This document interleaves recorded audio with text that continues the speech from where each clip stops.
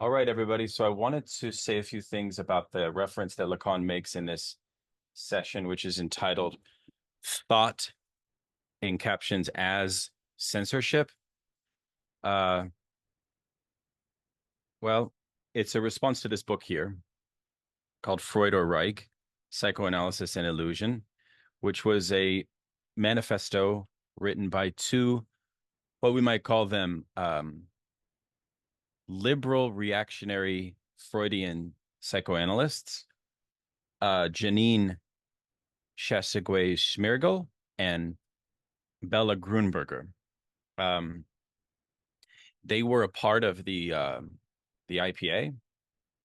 They were pretty big names in European psychoanalysis at the time. Um, Otto Kernberg, who put forward some very important theories of narcissism, worked very closely with Grunberger, who also wrote a lot on narcissism. Smirgel is a thinker whose contribution to psychoanalytic theory revolves around the concept of the ego ideal. And she had this very interesting idea that Freud's early 1919 essay on narcissism put forward a concept of the generation or the origin and as well as the function of the ego ideal that is a quite compelling concept, actually, if you read her book on it, on the ego ideal. It's quite technical. It's quite uh, worth looking at. It's rigorous, if you like. Um, so this text, Lacan comments on it in the beginning of the session, and he refers to it as vulgar. He also refers to the text because you see the text was trying to make a clear uh, proof that Freud already had an imminent judgment that was quite negative regarding communism and Marxism. Because, this is the theme of the From Another to the Other Seminar 16, right? Is what's the meaning of Marx in the wake of 68? And what I find interesting about this Freud or Reich book is the first part. The second part you could understand as kind of like a character assassination on Wilhelm Reich himself, combined with a critique of his theory. That does not put Reich in a favorable light, um, and brings out all of the dirty laundry. Lacan calls it dirty laundry, although Lacan never uses the name Wilhelm Reich once. It's pretty clear that he's not content with the way that they are portraying the problem of Wilhelm Reich or the meaning of Wilhelm Reich's thought.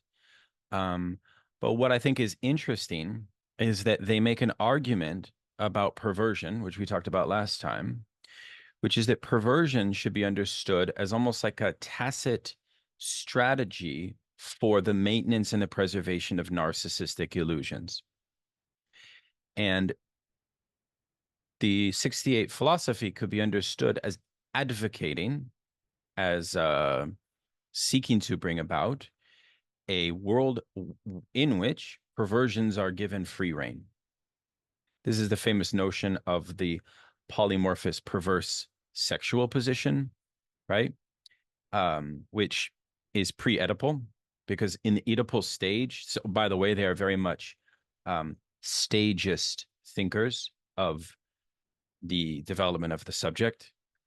And so one of the big arguments that they make, by the way, is that Wilhelm Reich actually famously, and everyone knows this, if you don't know this, you should, famously privileges children and adolescents as the liberators. They are the liberated free subjects to which revolutions should adhere, should model, right? But the reason that he's able to make that strong thesis is precisely because, in their view, he does not believe in infantile sexuality. He rejects infantile sexuality. And therefore, he thinks the Oedipus complex is basically overwrought with neuroses. He thinks the Oedipus complex is basically a totally historically contingent exterior phenomenon, which will which can wither on condition of a communist or a socialist society taking form. So naturally, one is drawn to Deleuze and Guattari's opening first chapter of Anti-Oedipus, where they take on this, like a lot of French thought at the time, because, you know, after the Second World War, France had a fundamental revolution in philosophy and theory, right? So it's often the case that there's so many discourses going on at one time that they don't even need to say the names of the people that they are assaulting. But clearly, these are names of the reactionary Freudians. So if you're reading Anti-Oedipus and you want to assign a tendency to what they deem as the reactionary Freudians, and of course it's always ambiguous as to whether Lacan himself falls into this category. A lot of extremist Deleuzians will say that he does, but of course I think we all know that that's inaccurate, that Lacan is not to be construed along this reactionary line. So perversion and the revolutionary subject for these two thinkers are putting forward this notion of a society beyond the law, of a society beyond prohibition, of a society in which the subject no longer needs a point of rational determination for their own transition out of primary narcissism. So if there is a stalled dialectic between primary and secondary narcissism, for which the ego ideal is at play in the revolutionary's desire, what they basically argue is that the revolutionary has a conception of utopia that is based in a kind of perverted ego ideal, right?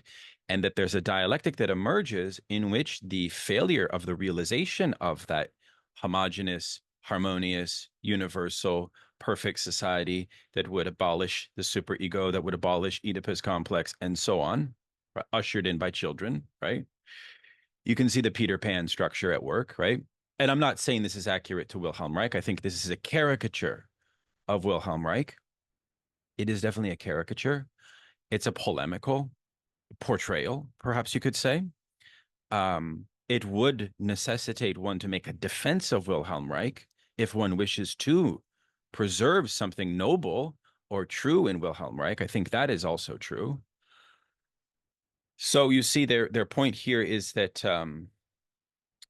all of this is perverse also because, as we saw last time in the structure of perversion, this womb-like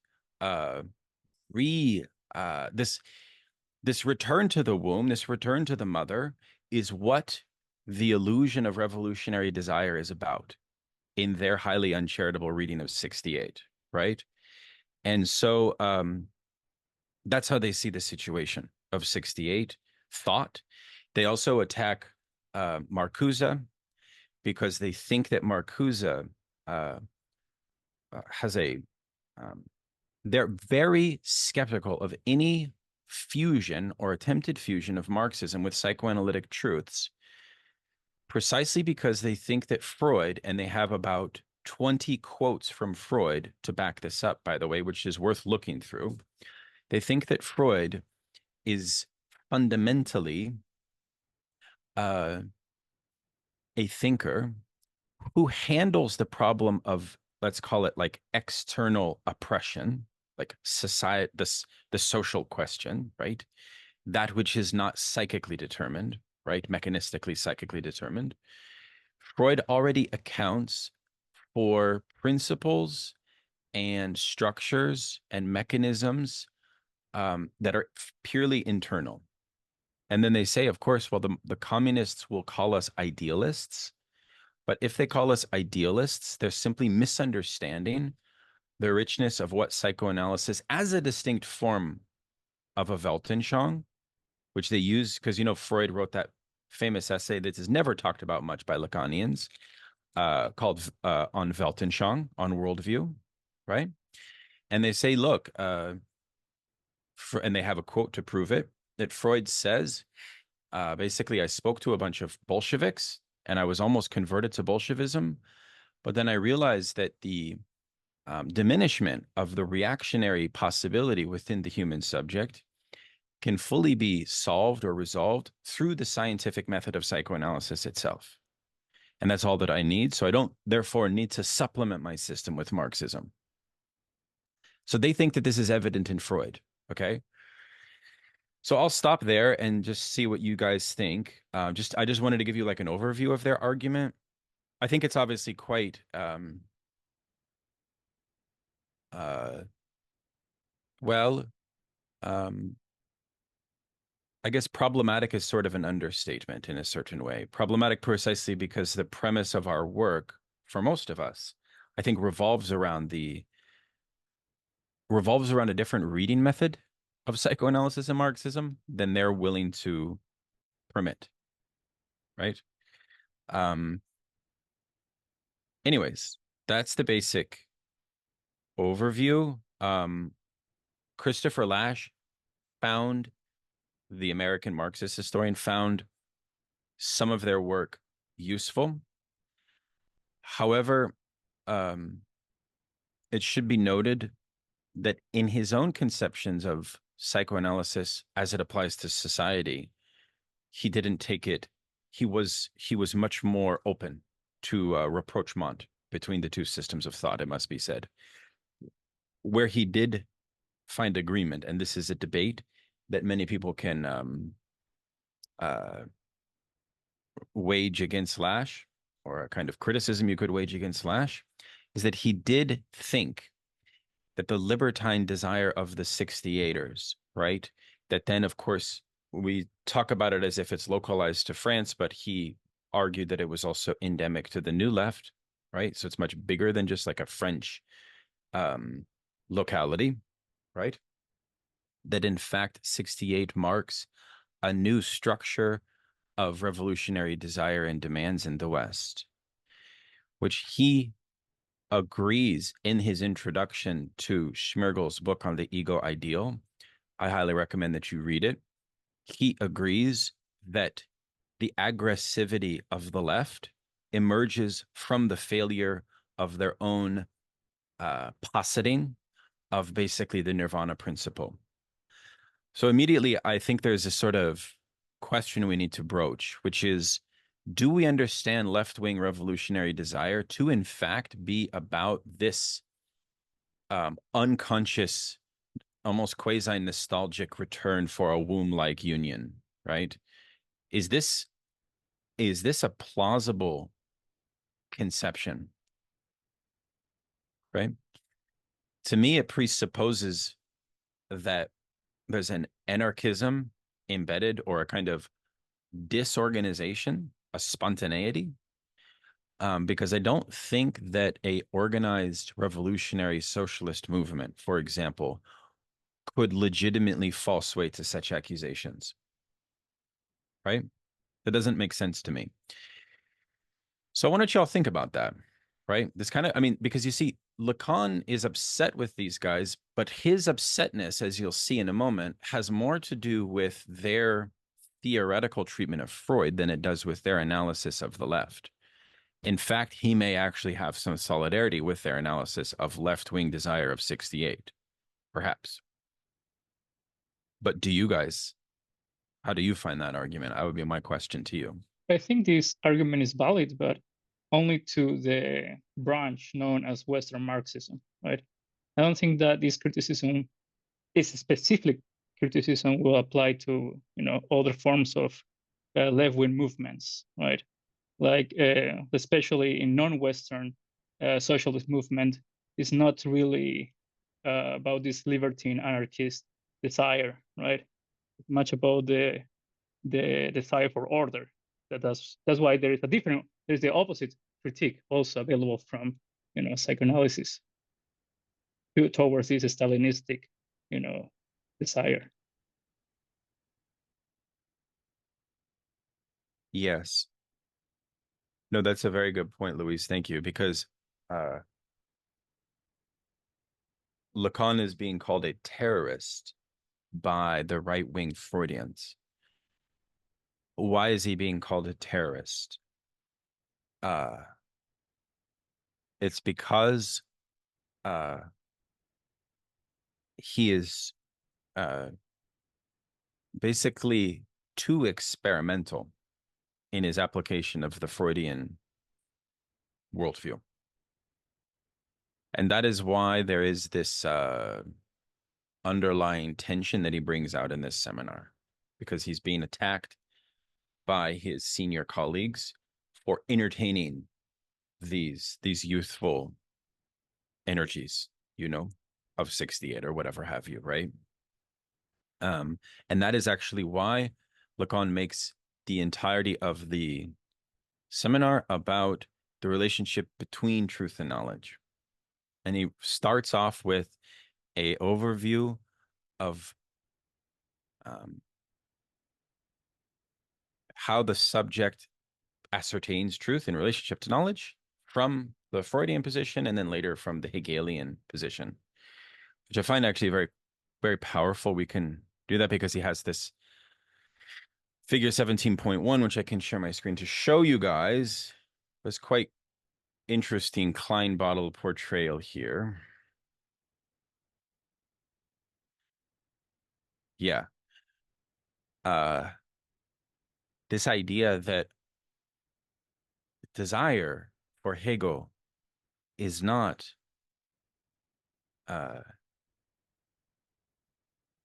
reducible to the Cartesian cogito, but is in a state of negativity. And then he says that Freud has a natural lineage to Hegel following this.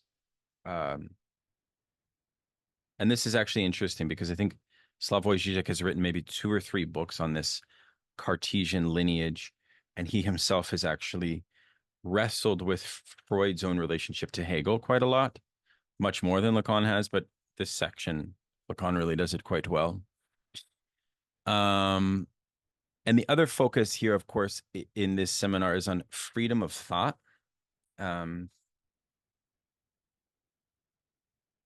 Lacan's basic premise here is kind of interesting because I think what he's doing is sort of responding to the claim that psychoanalysis as a method of free association itself never itself produces truth or knowledge. Like that's not actually what free association does, nor is that what freedom of thought does. And he basically says that freedom of thought, there is no such thing, pretty much. So anyways, okay, shall we begin here?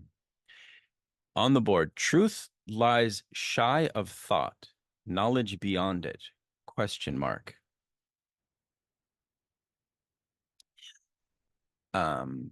Censorship and then tax on common sense.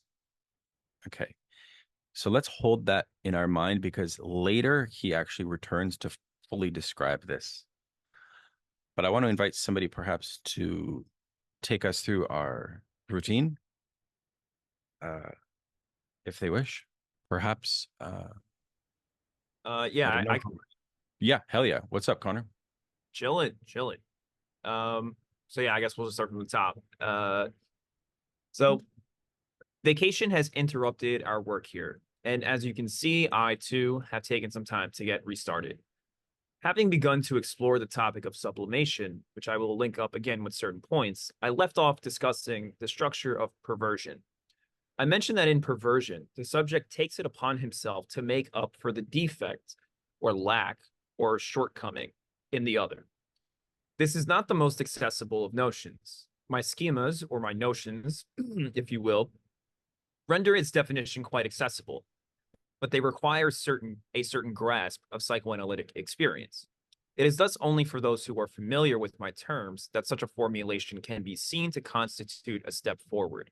This is certainly a disadvantage, but one that is not unique to my teaching, as it is a factor common to every science from the moment that it begins to develop. I'm not saying that this suffices to authenticate my teaching as scientific, insofar as it endeavors to make up for the lackadaisical attitude which, in the name of its supposed reliance on clinical work, always ends up banking to account for this experience on some sort of flair, which could not, of course, be put to use if it had not already received cardinal points that were the fruit of a construction, a very learned one at that, the one Freud bequeathed us. The question is whether it suffices to assimilate that orientation and then allow yourself to be guided by it regarding what you take to be more or less lived apprehension of clinical work. For the latter is quite simply a place where you tend to slip back into the worst biases. People take this assimilating and being guided to be sheer common sense. I believe we must levy a poll tax on this common sense or charge it rent, as you see on the board. I mean that those who brag about it should be required to prove their mettle in another realm. I will try today to explain why such proof should be provided elsewhere than in the field in which most of them have done nothing, either to authenticate what they have received from Freud concerning what constitutes the structure of our field, or to attempt to account for or extend it, which is certainly the least we should expect. I was one of the first to hear about a text that just came out. Its mere title is so shameful that I will not pronounce it here. The two pseudonym authors who declare right from the very first lines that they are psychoanalysts claim their intent to expose the atrocious toll of what they sweepingly designate as the protest movement. That gives you an idea where it is heading. The psychical regression, infirmity, and sordid infantilism manifested by all those who, for whatever reason, engage in demonstrations. Lord knows their form can be quite nuanced. Lead the authors to the level of what people are capable of thinking in a certain current of psychoanalytic work. They don't go beyond it. I won't comment on it any further. I will merely mention that it was not written by anyone whose face we have ever seen here. I confirm that by questioning some of my most authentic students regarding who could even be vaguely suspected of having participated in such a project, I must admit that I may have offended a few people simply by asking them this question. But in the end, given my position, I have to be able to respond to it. I can thus assert quite confidently that none of those who have, at any time, participated here, asked questions, or to any degree attended this seminar have failed to repudiate in horror this extravagant initiative, which is a true debasement of psychoanalysis to its lowest imaginable point. Pretty strong. But so the dirty laundry has now been aired in public. This does not mean that some of those I just mentioned won't ever go to the slightest bit in that direction in the end. I can boast that the fact that they don't do so, and that regarding protesters, not all French psychoanalysts line up behind these two authors, whose names I happen to know through certain channels, and they are hardly small fry, belonging as they do to an eminent institute that everyone knows, owes to my teaching, about which I nevertheless cannot say that it has had great success in psychoanalysis. One of the people who I thought I should ask about his possible participation in this book, although my suspicions did not go so far as to believe he wouldn't repudiate it, is the same person who, at a certain turning point in my adventures in teaching, qualified what I say as terrorism, nothing less than that. We must thus believe that it is the terrorism unleashed by my teaching that makes it such that, while apart from a few rare exceptions. French psychoanalysts have, we might as well say so, distinguished themselves neither by great originality nor by especially effective opposition to or application of my teaching. Certain assertions are now impossible in French psychoanalytic circles, and that, in order to make such claims, one must truly reside in a milieu, and they do exist, where it is prohibited to so much as thumb through the few pages of my work that I have allowed to come out. You will soon hear about the two authors. I am talking about them because a computer-produced weekly magazine has already showcased, on an important page, the narcissism imputed to protesters in this book, completely overlooking, naturally, my revamping of the term narcissism. Well, since there is terrorism, and since, after all, I am not the only terrorist, the author's attention might well have been drawn to the fact that terrorism is far from absent from their own field. That field is not simply governed by research based on comfort or convenience and mutual mirage, but in a certainly rather varied way. Something occurs there that cuts and excludes, and that even excludes one after another. Observing this typical effect of certain functions in our times, and especially of those that can, in some way, be justified on the basis of a specific way of thinking, makes me propose to communicate to you today a few reflections that are not too distantly related to the common term, which is used and abused by many, quote-unquote, freedom of thought. Okay, cool. Thanks so much. Yeah, this is interesting. Yeah, I mean, in a certain way, there is the the question regarding the what was the phrase from the very first session of Seminar 16? Speech on strike, right?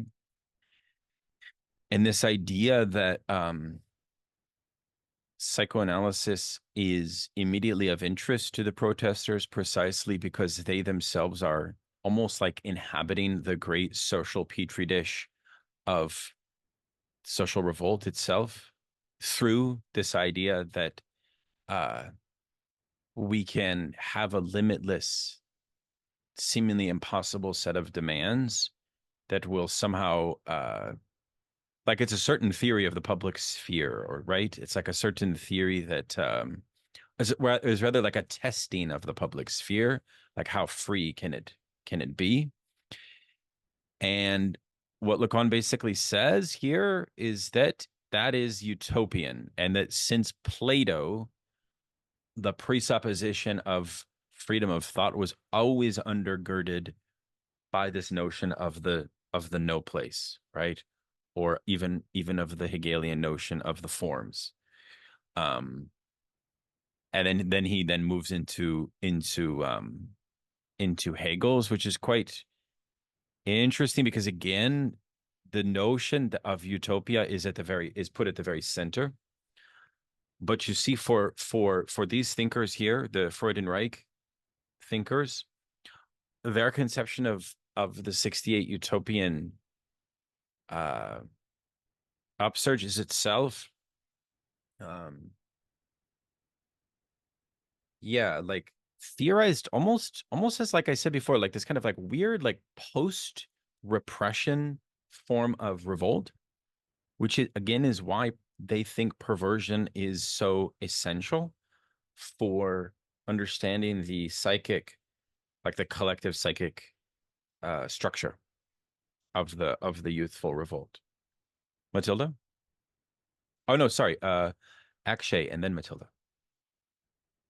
No worries. I mean, I don't know. I was kind of struck by two things, like when I was also kind of thumbing through the other Freud or Reich book, like which is kind of, and so one thing that kind of pops up is that I think the chapter immediately after this, the inside and outside, that seems also like a very direct response to this kind of claim again and again of like, oh, the internal or the quote unquote the meaning, which is supposedly inside one's head, is like but I mean, I don't know. I was just struck by this formulation about that in perversion, someone sort of makes up for a defect. And it is sort of strange that they're both accusing each other of perversion and terrorism in the sense of, like, but it seems like, like Lacan's kind of saying, but I'm serious in some kind of way. I'm not lackadaisical.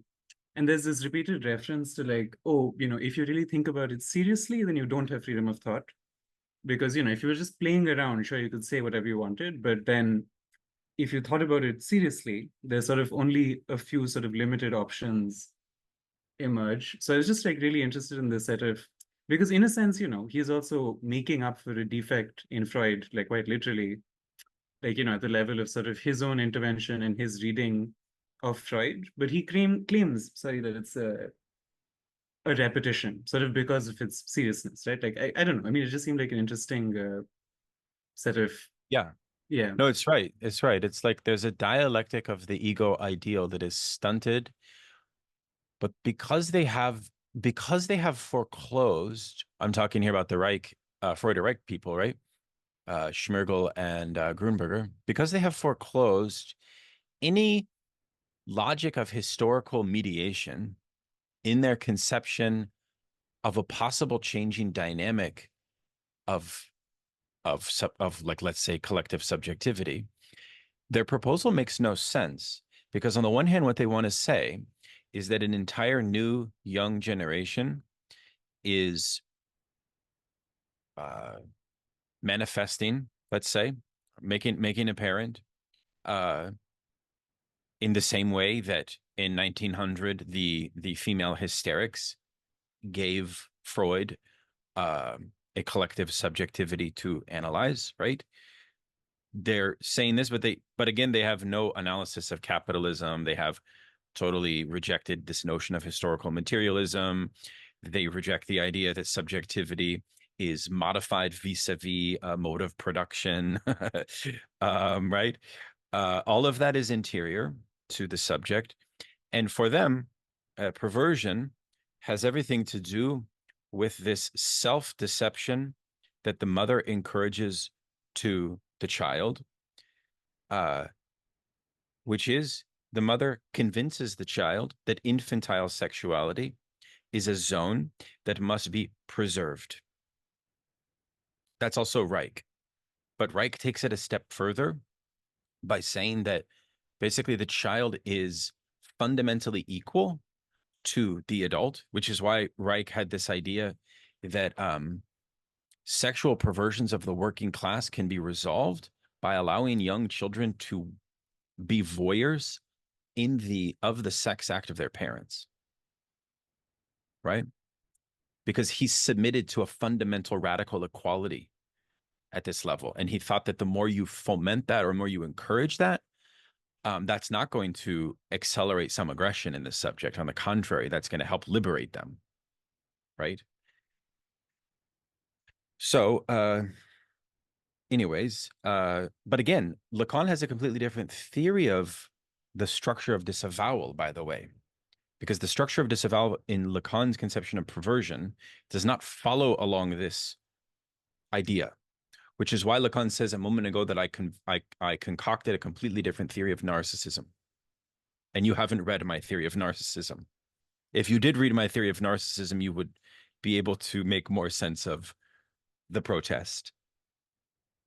Go ahead, Matilda. Can you hear me? Is my audio okay? Yeah. And a few lessons ago in High Fever, he was saying that like what's really at stake is this like change, this revolution in science and like our position as subjects, and that the protest movement can't address these changes. Like the convulsions in society are related to a revolution in science, and that the only way to like address this situation is to like retreat into like philosophical conversation, like awaiting a new science or something, which I found to be very bizarre and hard to kind of square with like the discussion of like what the Freud or Reich book thinks is like motivating the situation. It seems very foreign to each other, their ways of like looking at the things. That's what I wanted to add. So much has been said already. My mind's kind of swimming. No, that's a good point, Matilda, because for the Freud and Reich people, so much of this is tied up into what? They have a long quote from Freud I can read to you if you wish, but it's tied up into this idea of what they call pedagogy, right? And they think that, and this is also why Lacan is talking about knowledge, I think too, right?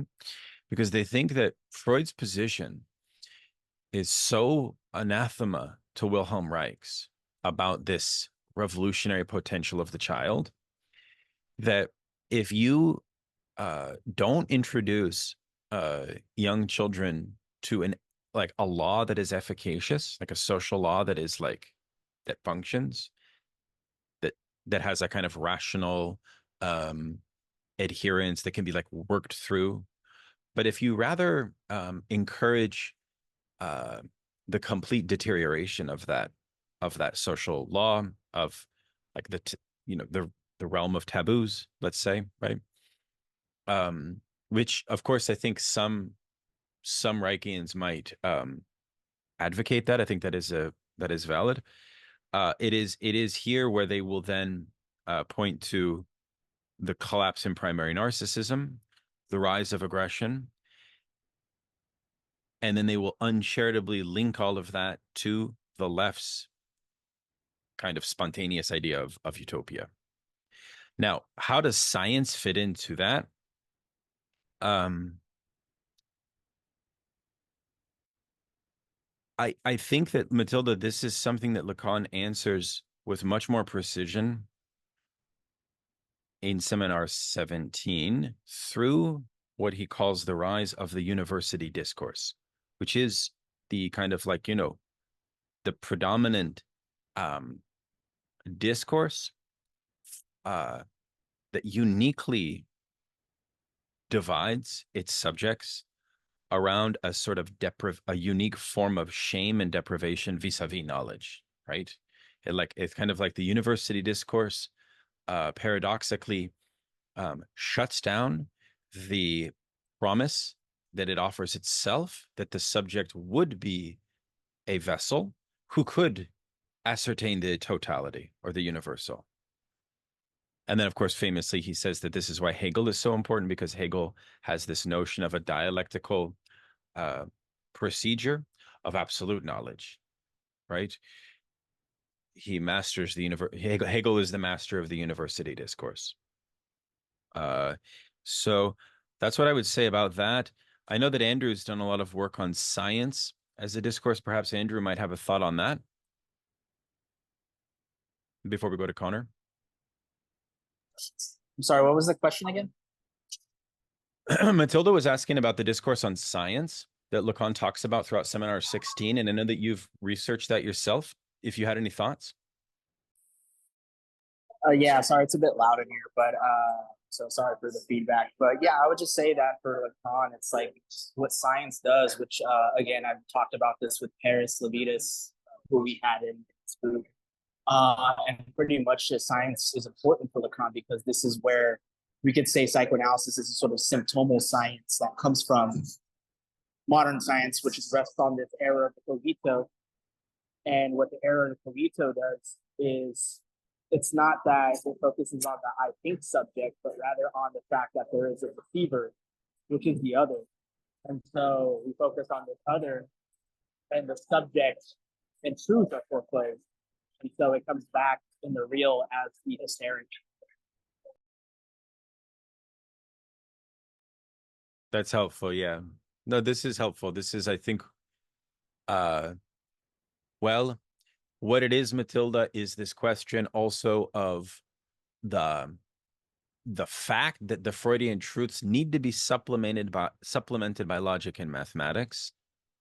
And that is Lacan's unique French epistemological slant on what he calls the basic Freudian truths. And he'll get into that in a moment, right? Where we can only think the dialectical movement of truth and knowledge vis-a-vis the logical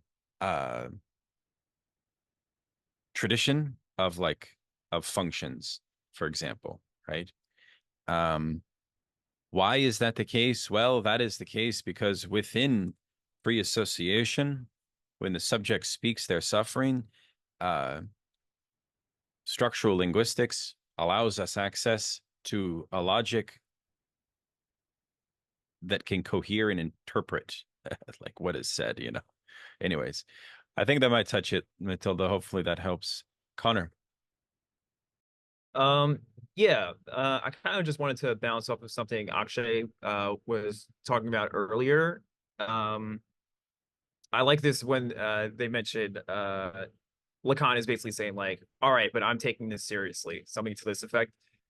And I think what Lacan is like saying there, or what he's getting at, is that these criticisms being leveled against me, that I'm a terrorist and so on, are not self-reflexive, right? They're not thinking about their own thinking, right? And thus, like where we ended, like with this section, basically like the affirmation of freedom of thought is a very naive one.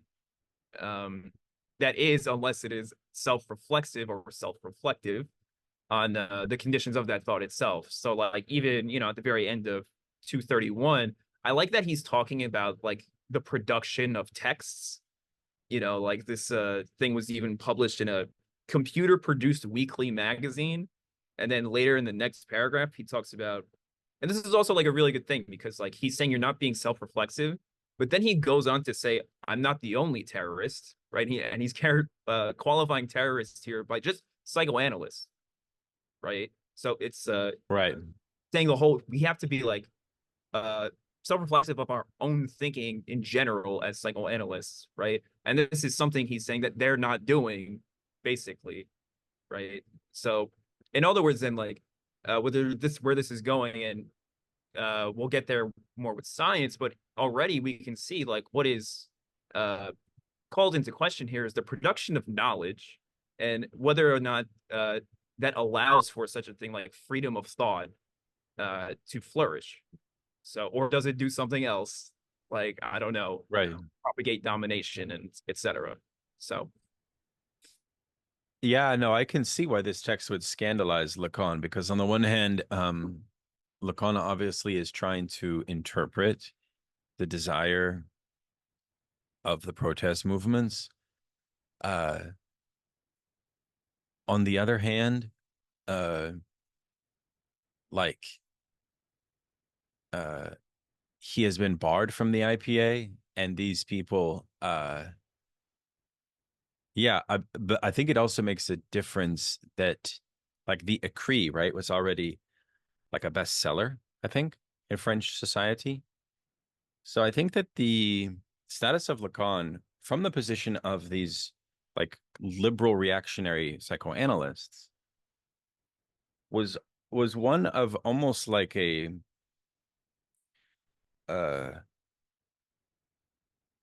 he is a terrorist because he has too much freedom of thought. Maybe you could say from their position, I think is what's going on here. You know what I'm saying? Like he's and it's been said many times that these seminars that he gives are an enactment of free association on a large scale, where he's playing the analyst, and the whole analyst and dyad is repeated in these seminars. So I think that's kind of what this is about. But yeah, please, Luis. Yeah, going to this topic about the analyst. I mean, if we see Seminar 10, Lacan talks about the desire of the analyst, and the desire of the analyst is, we can say, the perversion going to the end, because it is a desire that is never satisfied. He wants to keep listening and reveling, all the signifiers. Because the problem of perversion that links with Lacan's critique of science, that is in the sense of the discourse of the university discourse, is that how strong the belief is for the pervert. Like, put the example of what you said about Reich, claim about that children should see their parents fornicate, right? Like, if we can see that in pornography, right? So many children think that this is how sex works, right? Because they kind of see it, right, hidden, and say, oh, this is how sex must be, right? And they believe it so strongly that they are unable to keep desiring, keep investigating, right? Having this, analyst desire that is even stronger than the pervert one, because it has a, certain prohibition of don't believe it too much. Well, we can summarize it in that way. Yeah.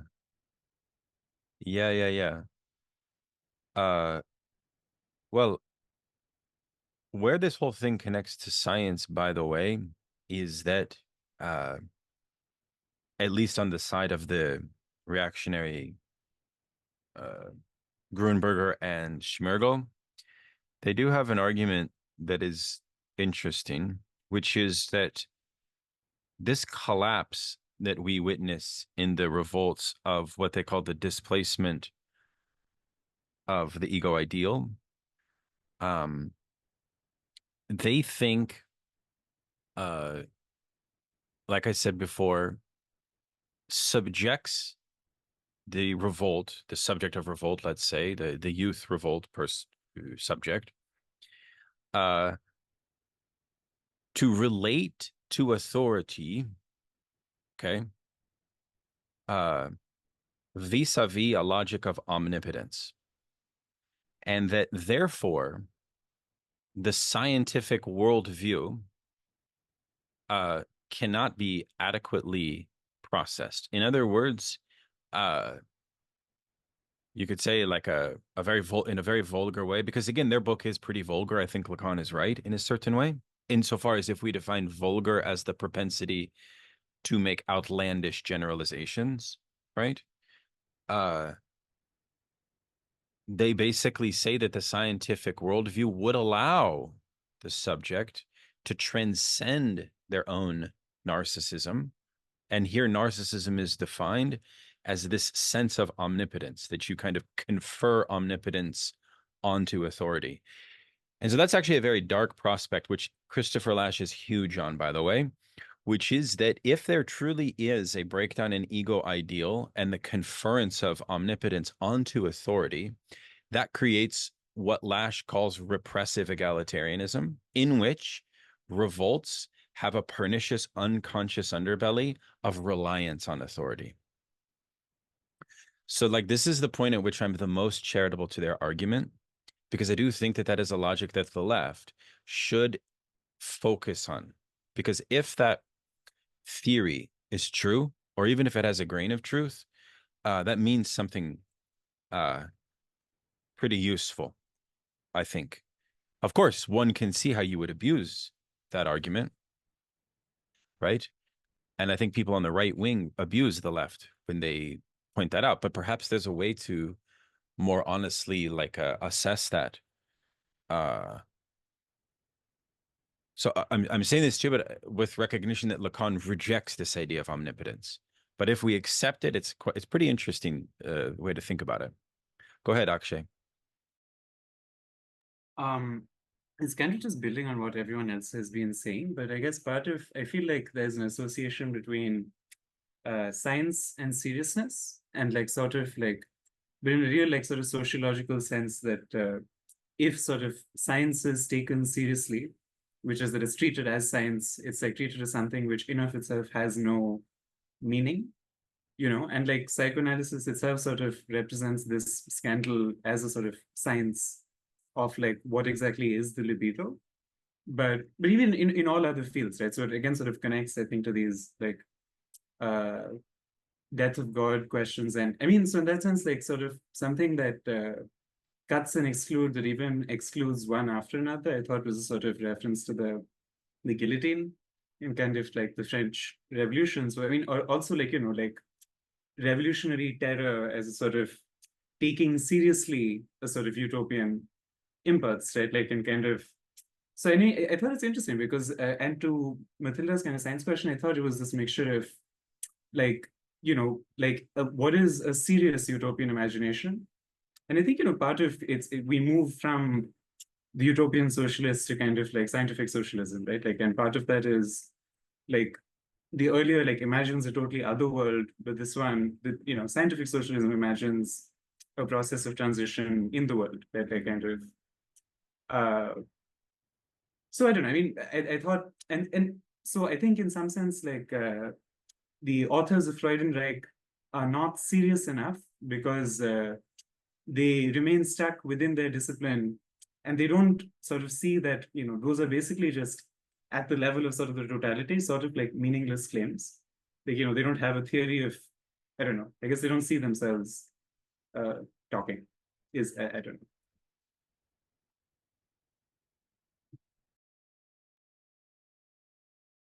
Yeah, thank you very much. Well, yeah, also, I think that in order to make a political intervention, I think that any political intervention that would advocate what is effectively liberal anti-politics, which is what they advocate, will inevitably have no traction.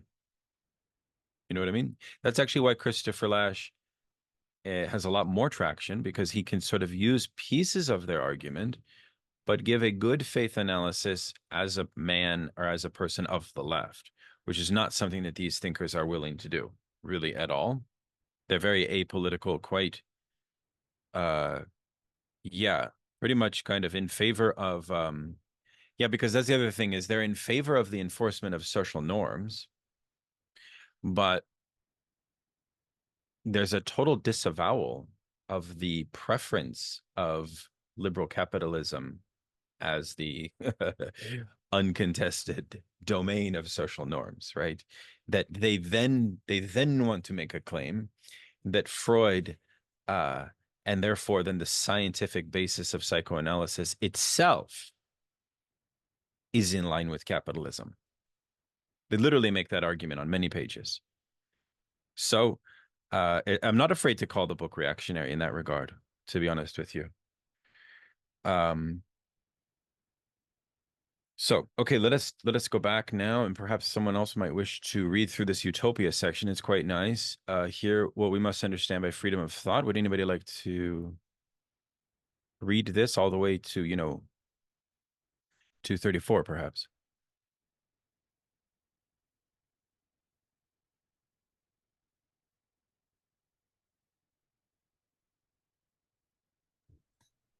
I'm happy to read if my microphone. Yeah, your microphone's good. Okay, cool. Please.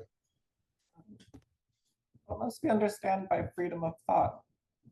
What the hell could allow us to consider that those three words convey anything whatsoever? I am at the right spot, yes. Yeah, you're good.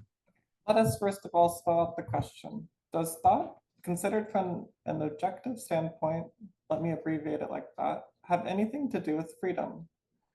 Naturally, there isn't the slightest freedom there. Nevertheless, objectively speaking, the idea of freedom originates somewhere, from the function, or more precisely stated, the notion of norms. From the moment that this notion comes to the fore, the correlated notion of exceptions to the norm, or even transgressions of it, arises. It is here that thought can somewhat justifiably introduce the notion of freedom. In short, it is in conceptualizing utopia, which, as its name implies, is a place that is nowhere, no place, that thought is free to envision a possible revision of norms. This is how things presented themselves in the history of thought, from Plato to Thomas More. With regard to the real locus in which norms are established, it is only in the field of utopia that freedom of thought can occur. This is what we see in the works of Thomas More, the very creator of the term utopia, and in returning to Plato, who subsumed the term norm under the ideas. He too constructed a utopian society for us, the Republic, in which the freedom of thought from the political norms of the time was expressed. Even the slightest use of what I have proposed as distinguishing the imaginary from the real allows us to clearly discern what is centering and formative about referring to the image of the body. The very idea of a microcosm, of a macrocosm, as I've already indicated, has always been accompanied by a reference to a microcosm that gives it its weight, meaning top, bottom, right, left, and which is in final analysis based on a mode of apprehension, said to be a mode of knowledge, from which a whole current that is rightly inscribed in the history of thought proceeds. On my graph, which I drew on the board again last time, the two horizontal lines are crossed by a fishhook-shaped line that rises and falls in such a way as to cut the other two, mapping out four essential intersections. In the intervals between the two lines, which are those of enunciation, the upper line, and the enunciated, the lower line, we find along the fish-shaped line the imaginary formations, namely the relationship between desire and fantasy, and that between ego and specular image. This implies that the symbolic registers, inasmuch as they are inscribed on the two horizontal lines, have imaginary props. But what is legitimate about them, I mean rationally assimilable, must remain limited. It is in this respect that Freud's doctrine is a rationalist doctrine. It is solely in terms of what can be articulated in defensible propositions in the name of a certain logical reduction, that anything whatsoever can be admitted, or on the contrary, excluded. At the point we are at in science, where is the imaginary function insofar as it is taken to ground scientific investigation? It is clear that it is totally foreign to scientific investigation. Never, in anything we broach, even in the most concrete sciences, the biological sciences, for example, do we ever wonder what an ideal case would look like. Consider our embarrassment when people raise questions about such things. For example, what is health? Scientific advancement has nothing to do with some sort of ideality. What is of interest regarding everything that exists that we must investigate is how it can be replaced. I believe this is amply illustrated by the way we investigate the functions of the body's organs. It is no accident, excess, acrobatic act, or exercise if what appears most clearly in the analysis of such functions is the fact that one can replace an organ with something that doesn't resemble it in the slightest. If I'm choosing such a timely example, it is certainly not for the sake of sensationalism, for what is at stake is of a very different nature. If this is the case, it is because science did not develop on the basis of Plato's ideas, but on the basis of a process linked to mathematics, and to a kind of mathematics that is not found in the Pythagorean origins, for example. Let's say, to give you a sense of it, those that link a number to a Platonic type of ideality. In Pythagoras' work, 1 has an essence, 2 has an essence, and 3 does. When we reach 12, we stop out of breath. That has absolutely nothing to do with the way in which we currently investigate the nature of numbers. Peano's formulas have absolutely nothing in common with this sort of Pythagorean exercise. The concept of functions, in the mathematical sense of the term, it is no accident that it is a homonym of the organic functions, which we investigate in the way I mentioned a moment ago, is always in the final analysis based on a concatenation between 2 signifying chains, x equals function of y. Such is the point of departure or solid ground on which mathematics converges, for it is not nearly that pure at the outset. Given the way the symbolic chain works, strictly speaking, it is the point at which one arrives that gives meaning to what preceded. I won't say that set theory is the culmination of mathematical theory, for people are already edging forward, but as it is in fact accepted by many, at least in our times, let us stick with it. We can observe that what is essential in the order of numbers is reduced there to its articulatory possibilities.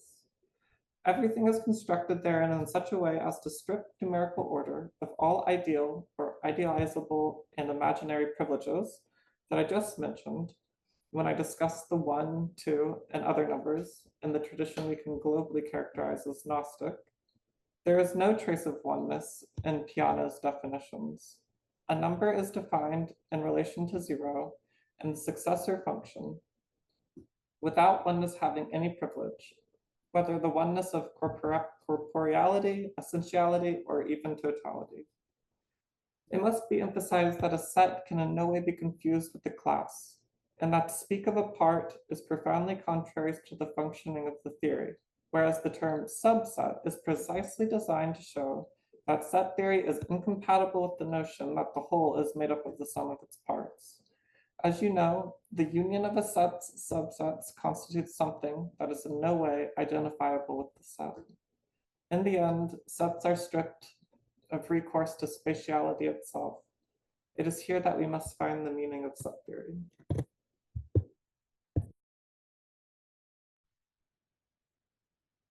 Okay, thank you so much. Yes. So,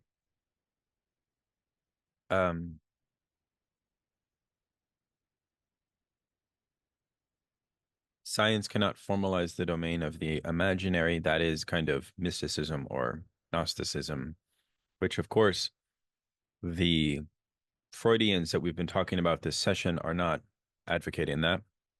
But I think that what Lacan is trying to do here is just simply lay out, like his own like fundamental positions in a certain way. Again, what he calls basic truths. So for that, in that regard, I think a lot of this is obviously like a review. I'm not sure if there's much to dig into here. I mean, I guess there's the one word, functionalism, and kind of, which seems to repeat a lot, like through what, and it's kind of like almost like his materialism of like, it's a kind of engineering what works, like kind of, I mean, I don't know, it's like this repeated recourse to, I mean, I don't know, things work in a certain way. And I mean, you know, that other reference to kind of, what is it called, exaptation and kind of, you know, it doesn't have to resemble it sort of in the slightest. And it's, I don't know, I mean, it's interesting if you think about sort of capitalist transition debates and kind of, you know, arguments over, is this a sort of quote unquote primitive mode of production? Is it in a sort of residuary or not? Or, I mean, you know, like, in what sense is something that exists in like 2024 pre-capitalist? You know, I mean, in a certain sense, you know, but like, sorry, maybe that's an association that's going too far, but so this whole, but this question of like, what function is something playing seemed interesting. Sorry for rambling, but yeah. Yeah, exactly. Because the realm of nous, or the, you know, the realm of the Platonic forms, is not the origin point of science. Science is founded in mathematics and in logic. And then I think what he wants to say is that for psychoanalysis, through the RSI, the real symbolic imaginary, that like science can be localized, right? Like there's some localizability of science that is particular to psychoanalytic practice. So yeah, I mean, but we need to read on to, I think, really grasp this in full. Go ahead, Connor. Yeah, I was just gonna say quickly, it seems important that for Lacan, logic is not doesn't belong to a proper place, and thus is like perhaps approximate to use, that seems like the wrong word, but approximate to the idea of utopia, right? That seems certainly to be important. But also, he's sort of like threading the needle here too, insofar as he also wants to move away from an idea of norms or common sense. But at the same time, like set theory can be consistent without making a claim to universals or affirming normativity, right? So like you earlier said, right? It's like something that can be consistent. We can make a sort of like knowledge claim about, and at the same time be localizable without guaranteeing where to place it. So, Yeah. No, that's really good. Yeah.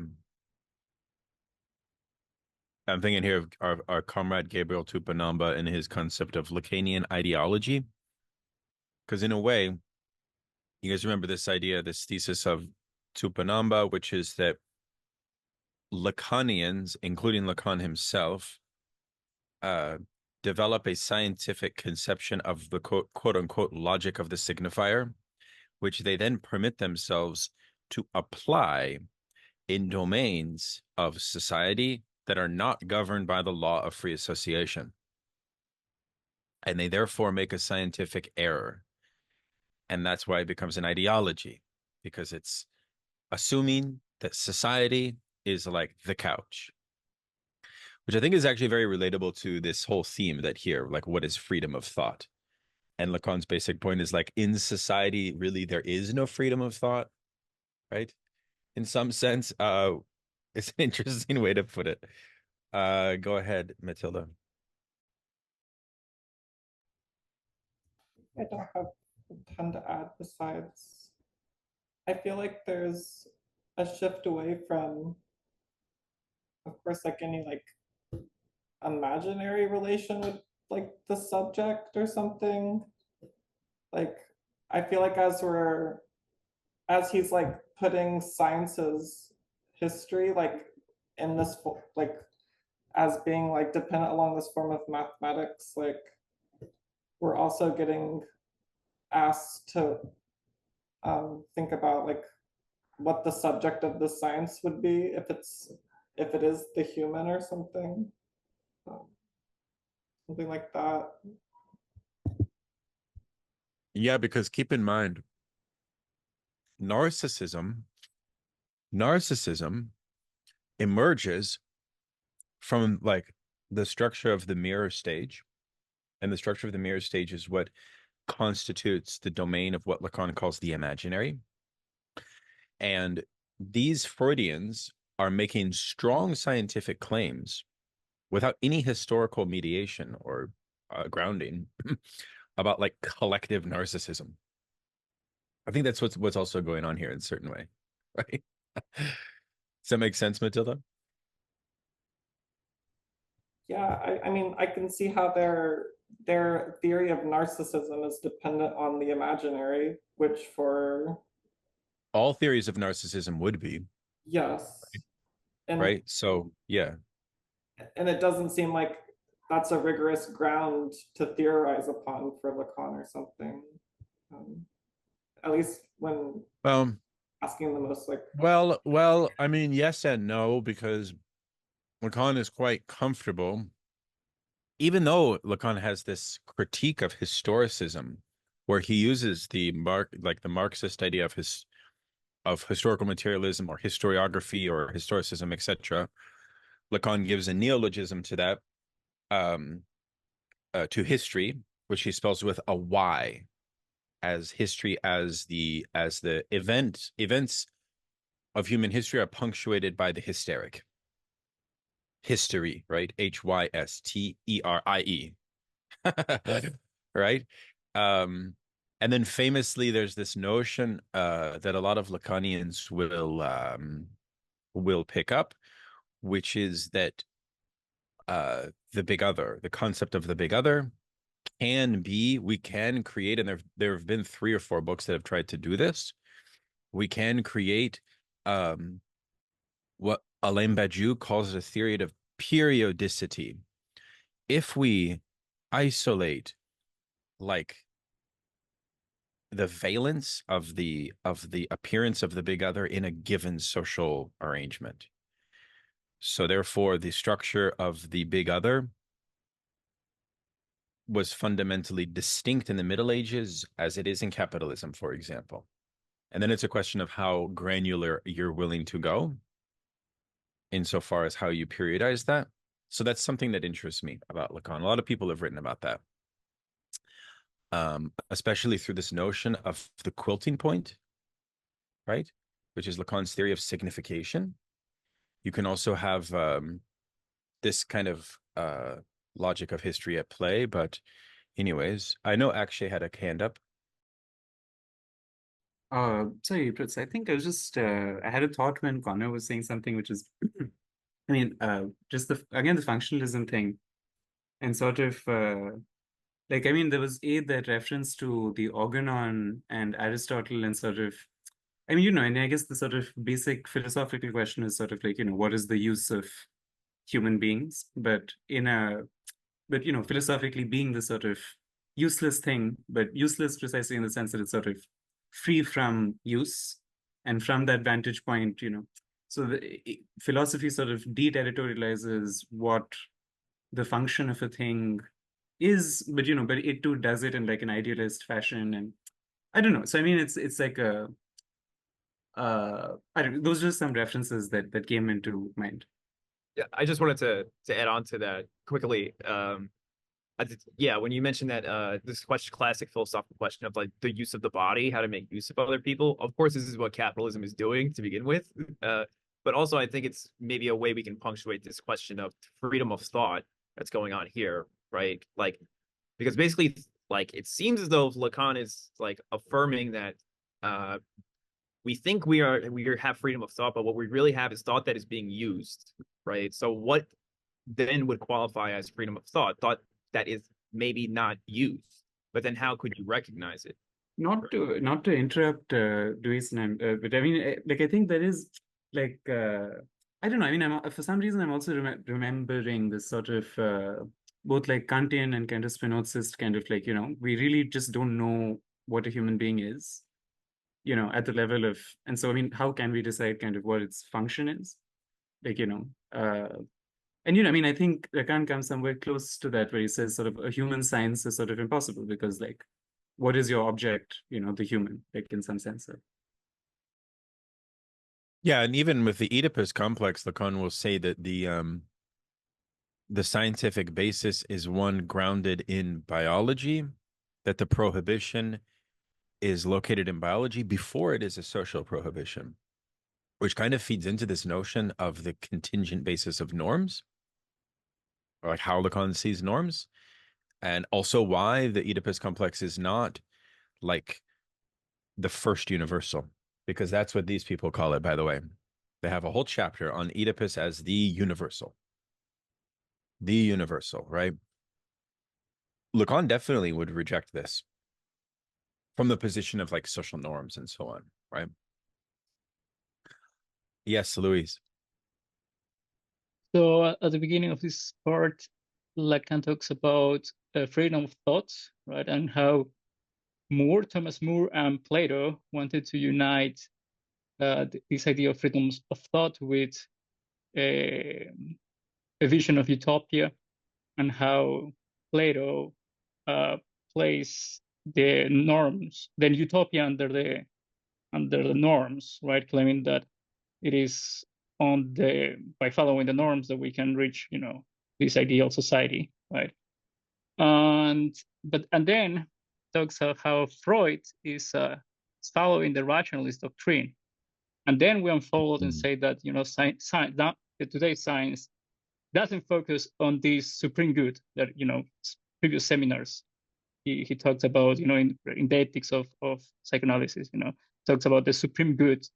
And we can see how these sciences, right, they say they focus on mathematics, it's empirical sciences, don't focus on the supreme good that is, is more prone to the rationalist continental, tradition, right? But nonetheless, he's criticizing the version of Platonism, right, claiming that there is a union between the norm and, and these voids of the unknown, right, that we project the supreme goods.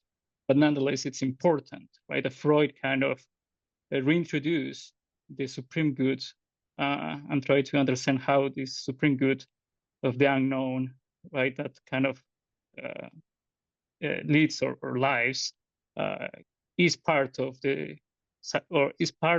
or understanding of the world, right? Of the sciences. Sciences don't think about it, right? Sciences avoid. And this is why Lacan thinks that science is more close to psychotics, right? Because they avoid to think about this, the unknown that is more prone to this supreme goods, metaphysical good, right? Mm-hmm. Yeah, that's helpful. Yeah, because science has its own relationship to what Lacan calls the domain of the Das Ding, right? It has its own operation, which you say is close to psychosis, and the treatment of the law for the psychotic is foreclosure. So there therefore is a kind of indifference to the law. That's a very interesting point. And that would also make science into, yeah, like that's why he's so frustrated with this text, because they have become so ignorant to what he is offering. Okay, let's move on though. This is very helpful. Yes, Matan, please. Hi. I don't think he's only pointing out the role that ethics plays for the psychotic as something that's that's going unnoticed by these two authors, but also the role that the pervert, especially in the clinic, has to ethics, where it's unlike as you described the case of psychosis, where it's an actual separation in their lived life. It's rather they're almost like hyper-ethical, but only insofar as it's always after the fact, or it's through regret or something like that. And that gets back to what we've been getting at this whole time, which is I think Lacan is criticizing these two for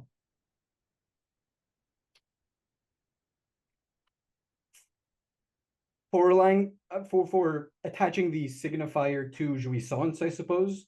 And I think his main really kind of point here is really just even affording any representational depth to the possibility of their detachedness, which would always put the act of enunciation into question, would require rather like a kind of stylistic variation that I think might, to me, seems like where he's really kind of aiming his sights at for these two. Yeah. Oh, that's very interesting. Yeah, no, that's right. Yeah, because they have no their version of psychoanalysis does not necessitate that anything new be created. And in that sense, it is conservative, purely from a interpretive and pedagogical point of view. It is conservative, like you would say in theology, right? Like in Islam, like the Salafis are conservative precisely because Salafism insists on adherence to one particular time period of rightly guided scholars. All other scholars, precisely because they do not have access to the time and the proximity of these scholars to the Prophet, are going to be inadequate. It's the same with these people's treatment of Freud. I think the tragedy is, of course, is that a lot of Lacanians treat Lacan the same way. No, I completely agree. And I think the ironic thing about this is in the attempt to unify, you really fracture it and you cause a whole host of unexpected dilemmas. Yeah. In accordance to which the signifiers of your movement then kind of end up resolving in a for or an either or. Which I suppose is, I don't know whether he's opposing that to freedom of thought or he's placing freedom of thought solely in that decision of the either or. Yeah, that's interesting. Because he does talk about Nietzsche and Kierkegaard shortly. So let us look at that, because every time Lacan mentions Nietzsche, of course, the hairs on my arms go up. I apologize for this introduction. It was designed to indicate the terms of an opposition that is as profound as it is necessary. What's defined in this opposition? A revolution in, or subversion, if you will, of the movement of a form of knowledge, playing off of the notion of subversion of the subject, right? I said knowledge, for it is clear that I have for some time now left behind the functioning, which is merely inaugural here, or even presumed, of thought. I spoke about thought because I took Plato as my point of departure.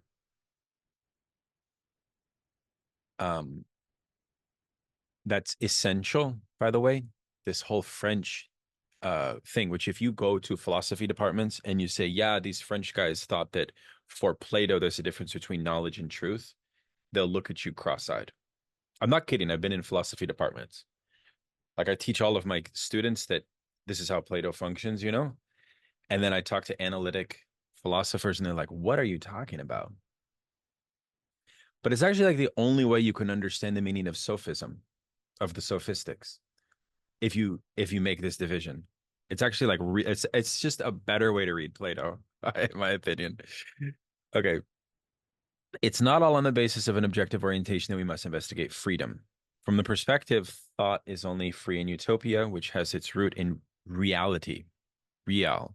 Yet, one of the interesting things about the process I've taken up here is assuredly to show that the discourse has something to do with thought, which is truly obvious in the subjective field. What can we call, for example, the perspective gained regarding the two faces of knowledge, connaissance? Can we call it a reflection? Is it a debate, a dialectic? You see the variety of possibilities here. I could undoubtedly bring in plenty of others if, against all odds, you were to provide me with some sort of response here. In the foreground, we thus find the notion of all, of every, of tous. Is there anything in what I have just said that can be accepted by one and all? Does the all have a meaning? We come upon the same opposition here as earlier. We will have to realize the change that has occurred in logical necessity, and we will be led to promote the function of axioms, namely, a certain number of logical prefigurations considered to found a series, and moreover, to make that series depend on whether or not it agrees with the axiom. The uncertainty of all will be called into question, not simply because the unanimity of all is the most difficult thing to obtain in practice, but because the logical translation of all turns out to be quite precarious, assuming we are as demanding as the theory of quantifiers in logic is. Without going further into these points, which would take us far afield with regard to what we need to investigate, I will ask how the status of freedom of thought is expressed in the register of knowledge. Hegel's work constitutes a landmark here that is not simply convenient, but is essential. In the realm that interests us, Hegel extends the inaugural cogito. Thought is revealed if we investigate the center of gravity of what is qualified as Selbstbewusstsein, self-consciousness, which is nothing other than I know that I am thinking. But what Hegel adds to Descartes is that something varies in I know that I am thinking. What varies is the point where I am. According to Hegel, that I don't know. I almost said by definition. The illusion is that, quote, I am where I am thinking, unquote. That's the illusion. Now, freedom of thought is nothing other than that here, forbidding me to think that I am where I want something. Hegel reveals that there isn't even the slightest freedom of thought. It will take time in the course of history for me, in the end, to think in the right place, in the place where I will have become knowledge. But at that moment, there will be absolutely no further need to think. I'm giving myself over to a rather mad exercise here, for it is obvious that none of this can mean much to those of you who haven't read Hegel. But still, I hope that there's enough of you who are sufficiently familiar with the master-slave dialectic to recall what happens to the master who possesses freedom. At least this is how Hegel defines the mythical master, when he formulates his mastery in language, which is something foreign to it. He perhaps then enters the world of thought, but it is assuredly also the moment at which he loses his freedom. It is the slave qua base consciousness who makes history. As he works, his thought is in every era subservient to the step forward he has to make in order to accede to the kind of state where what is realized, the domination of knowledge. This is a very Kojevian framework. I was recently reading this Black Circle biography of Alexander Kojev, and I don't know if you guys knew this, but Alexander Kojev literally believed that after 1917 in the constitution of the USSR under Stalin, that he lived in the domination of absolute knowledge. Like he kind of thought that bureaucratic Stalinism had achieved something like that, by the way. It's very wild. Which is also why, if you read Jean-Claude Milner's book on Lacan and science, for those of you that are interested, called The Clear Oeuvre, you'll see that Lacan breaks from Kojev as more and more information is revealed regarding the crimes of Stalin.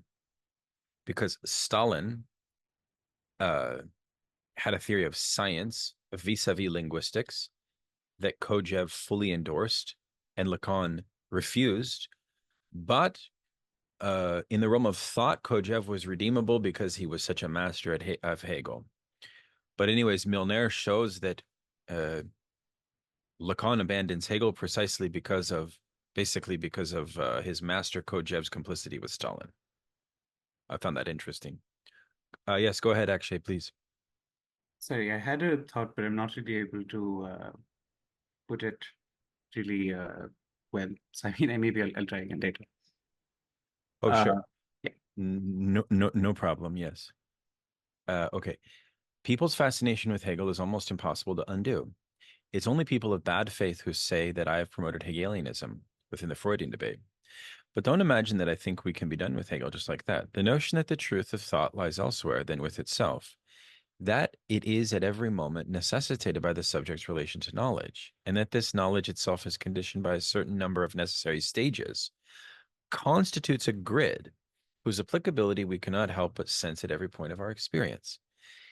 It takes on value as an exercise. It has exemplary value for training. we must truly make an effort of disordination or true awakening if we are to wonder how there can be a delay that is such that I have to think in order to know, regardless of how little I know. If we look more closely, we have to wonder, what does the articulation of actual knowledge have to do with the way in which I think about my freedom? In other words, quote, I am where I want something. End of quote, question mark. What does the articulation of actual knowledge have to do with the way in which I think about my freedom? In other words, I am where I want something. Okay. Hegel clearly demonstrates that I cannot think that, quote, I am where I want, end of quote, or, quote, I am wherever I want to be, end of quote. But it is no less obvious if we look closely that what is known as thought is that and that alone, such that, quote, I am where I want, end of quote, which is the essence of freedom of thought as regards enunciation. That is what no one can, strictly speaking, enunciate. Yes, that makes complete sense to me now, because that's the premise of the division. Yeah, that goes back that actually goes perfectly back to Maton's point regarding the errors of these two Freudians when you said that they presuppose a unity. They don't have a theory of the divided subject. Maybe is one way to put it. For them, the grounding of the Freudian truths requires no rigorous scientific exposition other than the authority of the founder. That's all, right? So you can see in that regard, it is quite debased, as Lacan says. At that moment, you see something, not in the encyclopedia, but in the phenomenology of spirit, where the dialectic characteristic of thought is most vividly portrayed, which is that anything can happen in the absence of a history of knowledge. Throughout the phenomenology, it is truth that allows us to point to what thought does not know about its function. Henceforth, it is clear. From what point does Hegel detect it, if not from knowledge, by which I mean the knowledge of his time, scientific knowledge such as Kant summarized it on the basis of Newtonian knowledge. I will use a word for it for those in the know. He detects it on the basis of this ultimate knowledge that marks the apogee and the end of theology. Okay.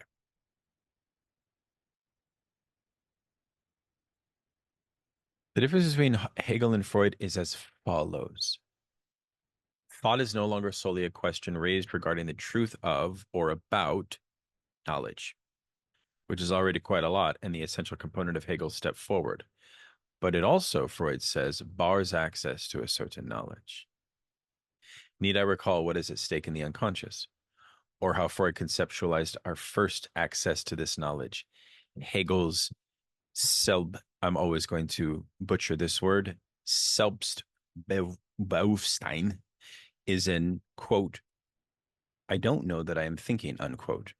Whereas Freudian trauma is a, quote, I don't know, end of quote, which is itself unthinkable since it presupposes an, quote, I am thinking, end of quote, that is stripped of all thought.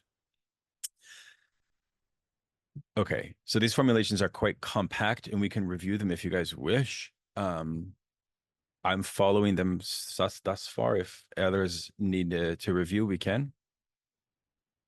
The point of origin, not developmentally, but structurally, when it comes to understanding the unconscious, is the nodal point of a faltering knowledge. It is the point from which desire is born, in the form of what can thus be called the desire to know, on condition that we bracket the last two words, since we are talking about the structure of unconscious desire to core. Regarding the famous "he did not know he was dead" dream, I long ago indicated on the upper line of my graph, he did not know as the calling into question of the enunciation made by the subject who is divided from the outset. This is what makes the dimension of desire into that of the other's desire. It's because the other's desire cannot be formulated in the traumatic fantasy that desire takes root in what can be called the desire to know, with quote unquote to know in brackets. we immediately come anew here upon the fundamental themes I've already emphasized.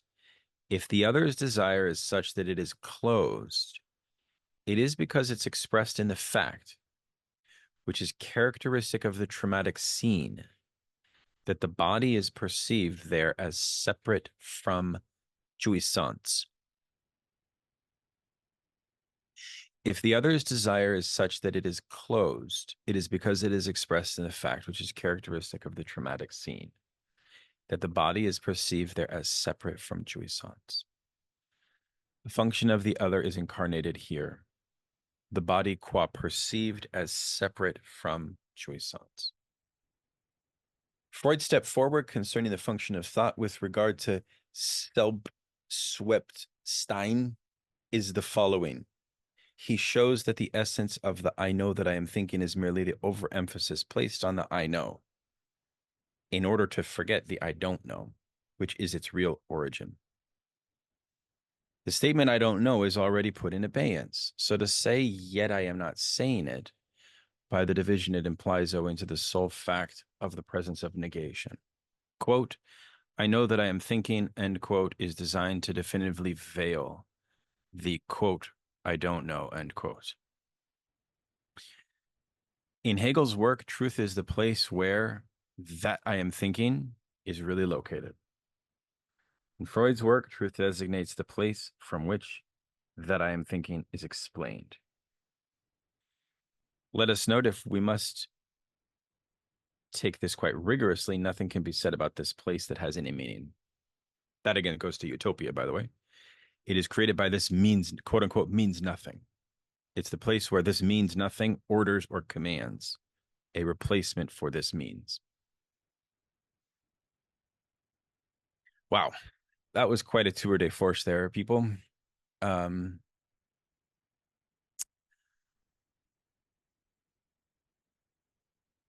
What do we think about all of this? This is quite interesting. It's not as challenging as Lacan's revision of the Cartesian cogito in the Logic of Fantasy seminar. That is like this, but for like 100 pages. Much more challenging. I follow this pretty well here. I don't know if you guys are as well, because it's really kind of like the logic of negation once Freud introduces unconscious desire onto the scene on the one hand, and he's playing with this notion, I think, of how all of this can also be mapped onto a logic of functions.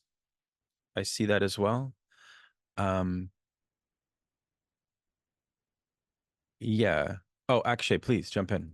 I had a question for everyone, I guess. Like for me, it sounded a bit like Hegel is history, and for Hegel, the place where truth happens is revealed in history, like kind of in the sort of becoming self-conscious of knowledge, you know. But in a sense, like history has a meaning, and Freud sort of negates that meaning. That's my sort of rough understanding, but maybe, yeah. So I'm curious what, I don't know if that's entirely accurate, so I'm just putting it out there.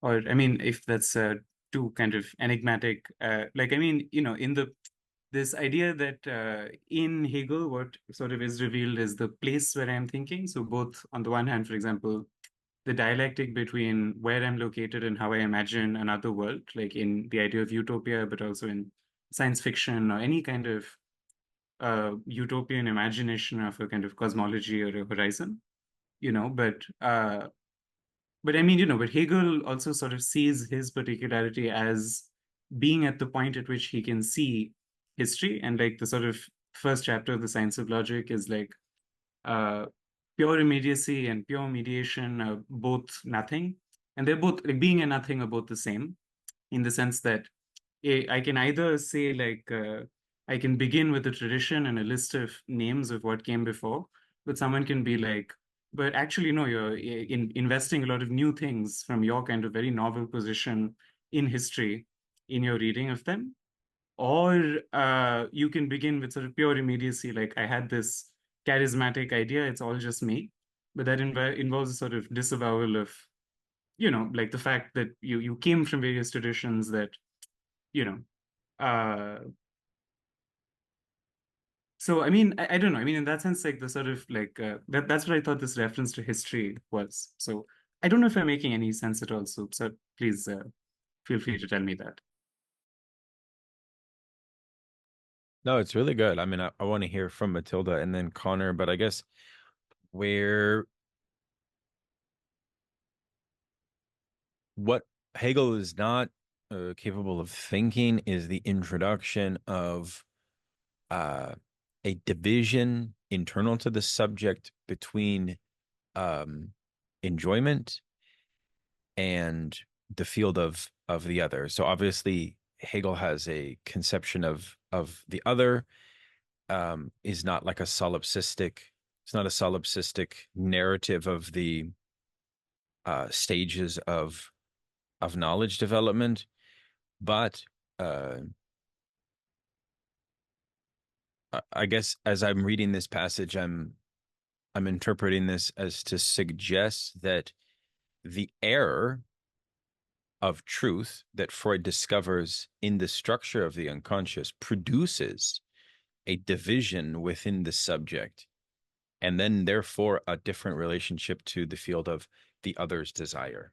So it therefore then implies a whole new theory of what we call intersubjectivity. Yeah.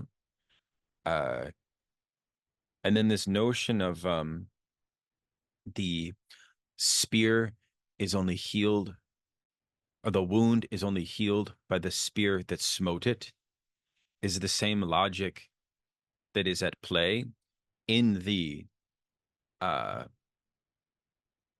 sort of story of the traumatic origin, right? Because Freud discovers the traumatic origin of truth. And so that whole structure of but then that structure is also compatible with Hegel and absolute knowledge. Okay, I'm done. Go ahead, Connor, and then Luis.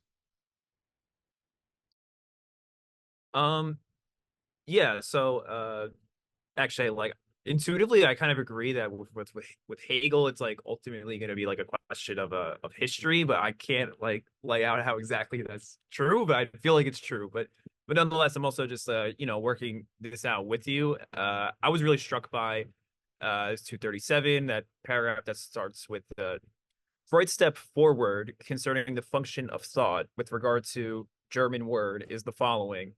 He shows that the essence of quote unquote, I know that I'm thinking, is merely the overemphasis placed on quote unquote, I know, in order to forget, I don't know. And I think this sort of thing that's going on here is that, like, for Hegel, it's like the failure is the ability to, language is failing, right? We're not able to like use language, right? But for Freud, it's something much more radical, which is that, okay, Hegel, you're assuming that we ever knew how to use language to begin with. Like we never had that ability to use language, or we forgot how to use it. That's how I'm kind of reading it. So it's about, it has to do with like utterance and our ability to like say something, right? Our ability to use language again. But so that's the way I'm reading it. I don't know if this, I feel like it's very easily maybe completely wrong, but at the very least, I just wanted to just emphasize this forgetting thing, because it's going to return at the end of the reading. And I think this has a lot to do with like maybe how it is that we could approach utopia and how it's like working here. Utopia is a sort of recovery or a revelation of what we forgot, something like that.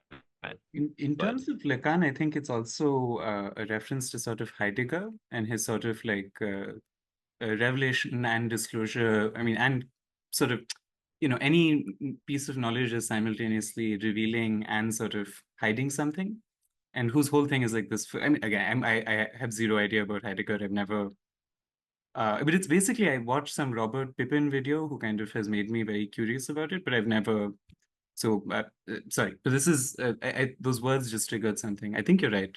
I'm going to stop rambling.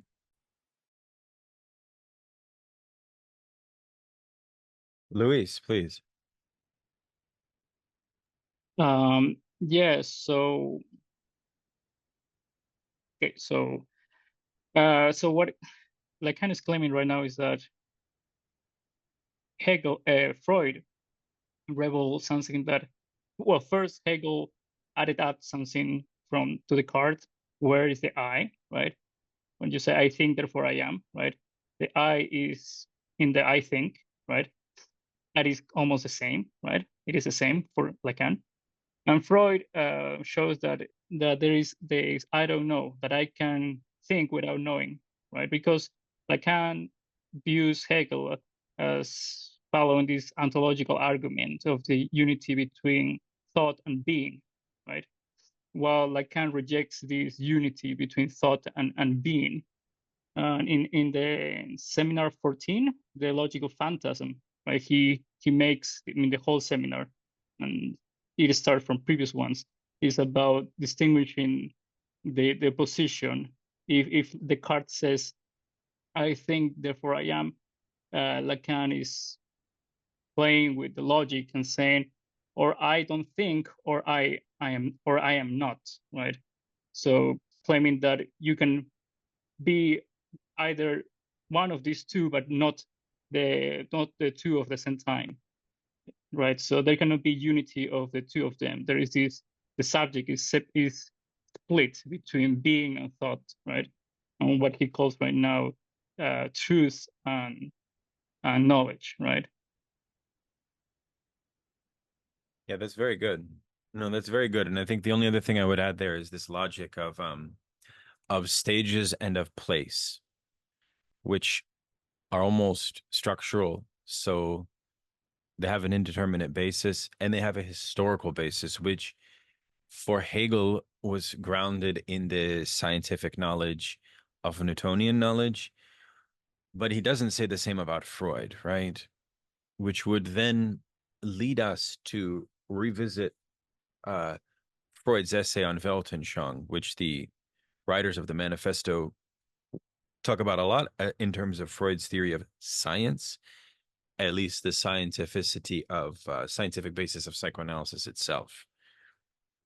Because my first assumption here would be that if you were to guess what these writers would say to Lacan's exposition here, they probably would assume that you are forcing some rapprochement between Hegel with Freud that's kind of doesn't fit. Doesn't seem right. Anyways, go ahead, Matilda. I'm thinking about how Lacan situates Hegel like directly with Descartes in a way that like I haven't heard other thinkers kind of like historicize Hegel as like extending the cogito. And Yeah. it's kind of reminding me a little bit of like a dialectic of enlightenment scenario. But you got to keep in mind, if you read Hegel, Hegel himself does this. Hegel himself does this. Yeah. He aligns himself with Descartes very intentionally. Yeah, I guess I didn't think that. I think therefore I am, like I didn't, when I read Hegel, I don't think of him as like extending that and that being like ever present in a way. No, it is. Yeah, no, it is definitely. And I find it interesting that Lacan is like also saying that like this is the subject of science that like Descartes is like inaugurating and Hegel extending. And it sounds like Hegel himself even thinks that like absolute knowledge would be scientific knowledge of the subject, and that like and it seems like only the slave can be the one who like realizes like the subject as knowledge and the domination of knowledge. But he also mentions that like in a society kind of oriented around like the slave's standpoint, like in Prague, they've lost freedom of thought. Right. And Yeah, no, that's good. and I That's guess right. like what Lacan thinks Freud has done to Hegel is that like there isn't um, an absolute knowing, I guess, that there is Well, a faltering knowledge, like the subject yeah. can't be assimilated into knowledge in a way. Um, I don't have much beyond that, I guess. No, I think yeah, it's almost as if like Freud reconnects to the earlier Cartesian point of being able to account for the fact of thinking itself, right? Like for thought, right? Unconscious desire. Yeah. So it's just kind of a supplement to Hegel, I suppose. But you're right. It nowhere in this do we find that Freud would require the same grandiosity of an achieved, historically realized mode of subjectivity. I think that's kind of the point, in the sense that with Hegel, you get the dialectic of structure in history, in the sense of the structure of world history, which has like sort of a meaning and a sort of like grandiosity, like sort of absolute knowledge. And I mean, like the sense in which like I feel like Hegel is an extension of Descartes, is in the sense like if Descartes is going like, okay, this is what thinking is, and there are some people who think and other people who don't think.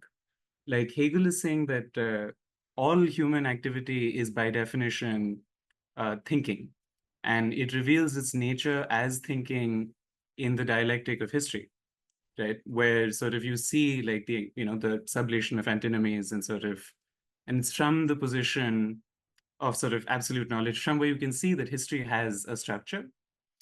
Now, I mean, again, I don't know where Freud, like, because Freud, I guess, like, punctures this narcissism, I guess, in a few senses. But again, I wonder, like, what his own relationship to history and historicism is, because at some level, like, there's Civilization and its discontents, and Totem and Taboo, and all of these works that invoke something like history.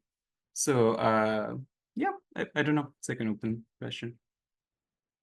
No, you're right. This is very good, because this is exactly what the gears are now spinning regarding the stakes of psychoanalysis and what Deleuze and Guattari call universal history, right? Which is like this, like the type of study of history that emerges from Hegel, like philosophical accounts of history. So it's like all in motion here, Go ahead, please, Luis. I didn't hear, I received a call, so I didn't hear what you said, but I think also like an approach, reception of Hegel is not correct. I mean, Kojev thinks that there is this wise man that is kind of the ending of history, has this prototype, right? But for Hegel's absolute is the sage, yeah. Hegel absolute is based on Kant's already split subject between the empirical and the transcendental subject, right? Hegel question is how, if there is this empirical and transcendental subject, can be, this difference, right? So the absolute is based already in this separation of the subject itself, right? So it's much more close to what Lacan is thinking. Yeah, that's helpful, Luis. Thank you. That's very, very helpful. I think we should, yeah, let us plow through here so we can end at a reasonable hour. I will try to bring back 17.1, but if you have your own text, you might want to pull it up, the first Klein bottle, because he now goes back to review it, right? The one that opened up the session with truth lies shy of thought, comma, knowledge beyond it. So his phrase is truth lies shy of thought, knowledge beyond it.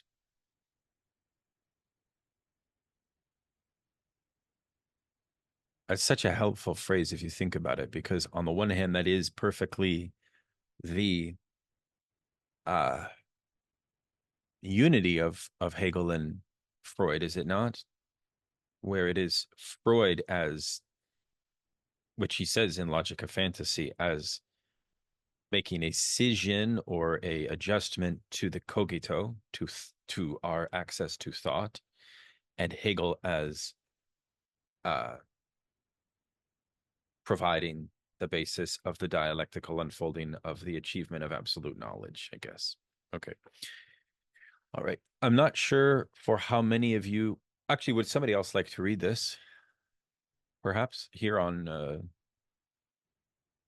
yeah, please. Oh, yes, please. Yeah, I'm not sure for how many of you this reminder of first truths can serve a purpose. Let me adjust my mic real quick. Okay. For the others, I put a few keywords on the board from figure 17.1, which recall what I have already elucidated at length in a topology. The little circle drawn on the neck toward the bottom where the surface is supposed to loop back on itself is a reference to the Klein bottle because it gives us the possibility of a division in a surface topology. We can situate truth on one side and knowledge on the other. Note that somewhere in this schema, there must be something that brings them together, which takes the form of a Mobius strip. Truth here is the truth we investigate in the unconscious as knowledge's creative failing and the point of origin of the desire to know. This knowledge is doomed, in a sense, to never be anything but the correlate of this failing. That at least is what gives rise to the schema. But don't we need to investigate this further? How can we define thought? Not just the spontaneous thought of whoever tries to orient himself in the realities of life, but thought as such. In other words, as questioning itself regarding where a certain way of knowing really situates the subject, as Hegel asked. We might wonder whether all thought must not be essentially defined as censorship. That, indeed, is what is implied by Freud's work. Owing to the fact that I don't know is radically forgotten, it is impossible to return to its place. Thought as censorship, pensée censure, call it as you like, play with the syllables and it becomes censorable thoughtship. Pensée pensure. Don't you get the sense that we see here one of the essential correlates of what is declared in our times to be the end of philosophy? There is a structural objection to be made to this supposed end, which is that philosophy, or better put, metaphysics, has never done anything but consider itself to be at its endpoint. You mustn't believe that to trot out Kierkegaard, Marx, or Nietzsche, as they say, suffices to take us very far beyond the limits of this frame.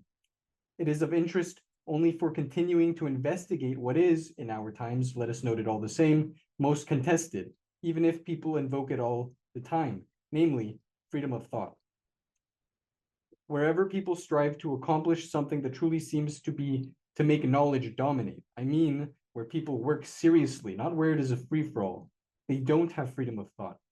The fact remains that students in Prague are striking to get it. What does this mean?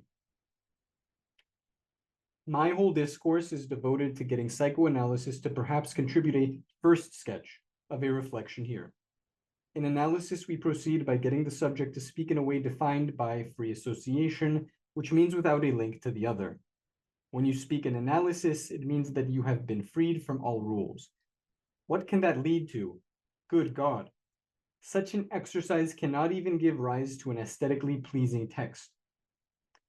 By the way, it's funny because you said that him saying that when he talked about the Bible, a good God, and how that would be boring to read in a deserted island earlier. Anyways, oh shoot, I've lost my spot here. Hold on.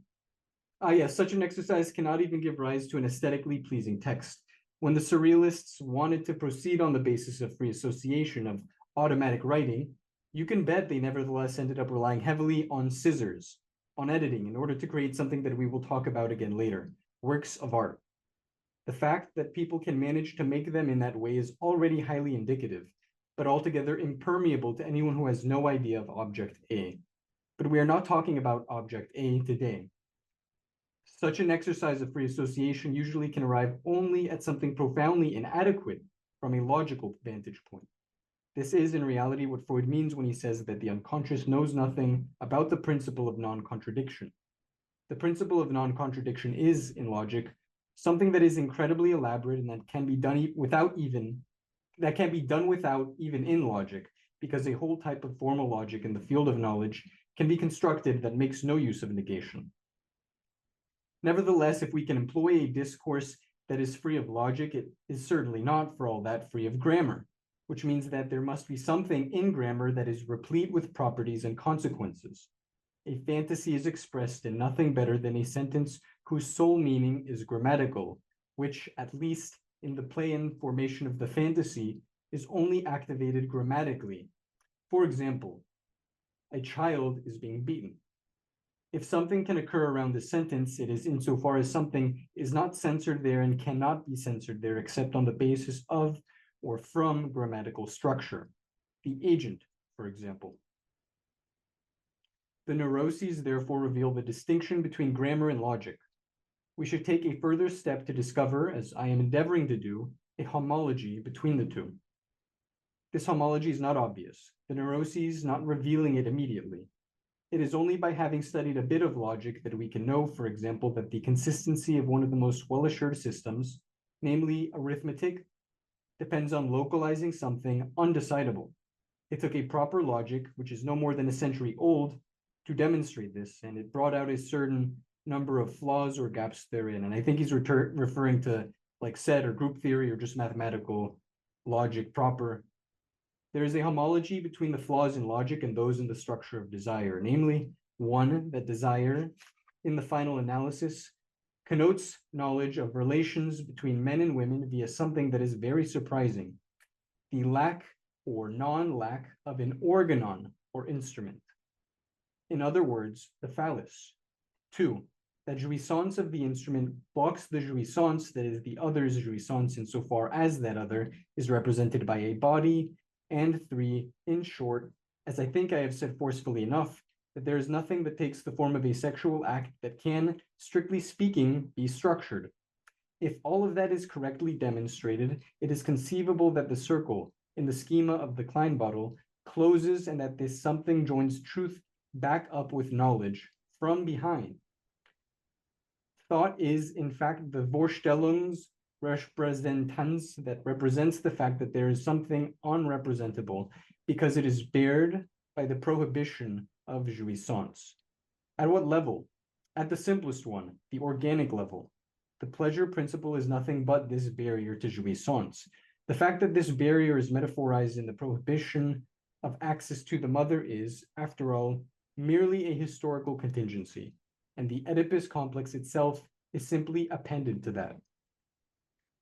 But the question runs deeper. Castration, namely the whole inapprehension or the I don't know regarding the other's jouissance, must be reconceptualized from the perspective of its relationship to the widespread omnipresent effects of our science, which I'll add are in some instances not so easy to renounce.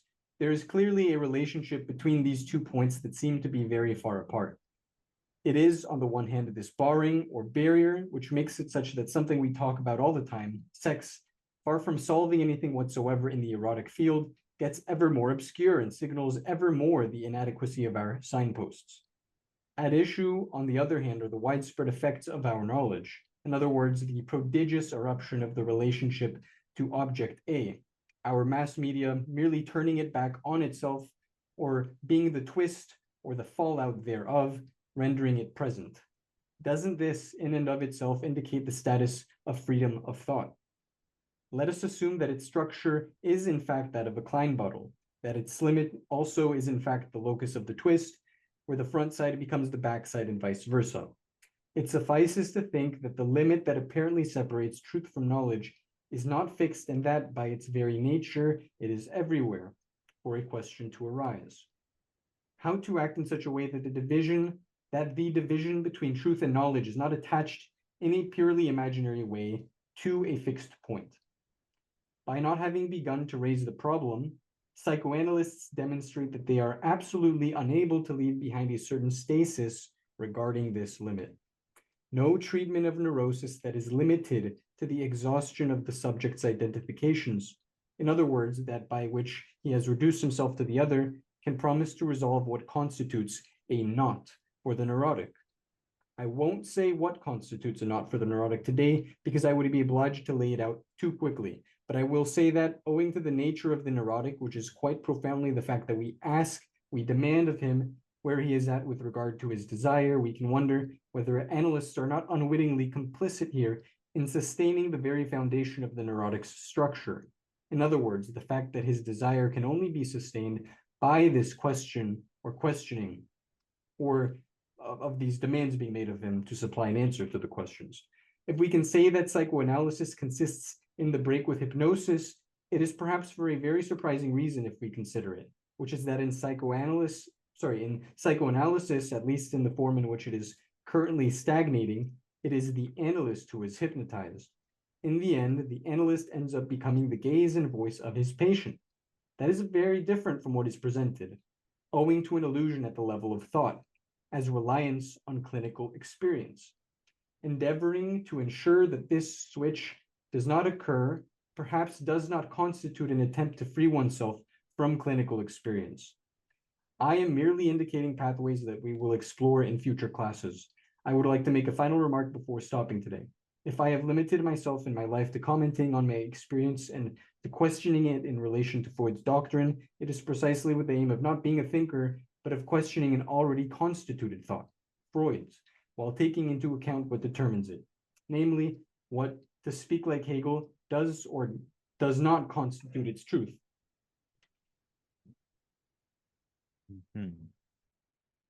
Thank you very much. Yes. So yes, you just read quite a lot. There's many things we could go over. Yeah.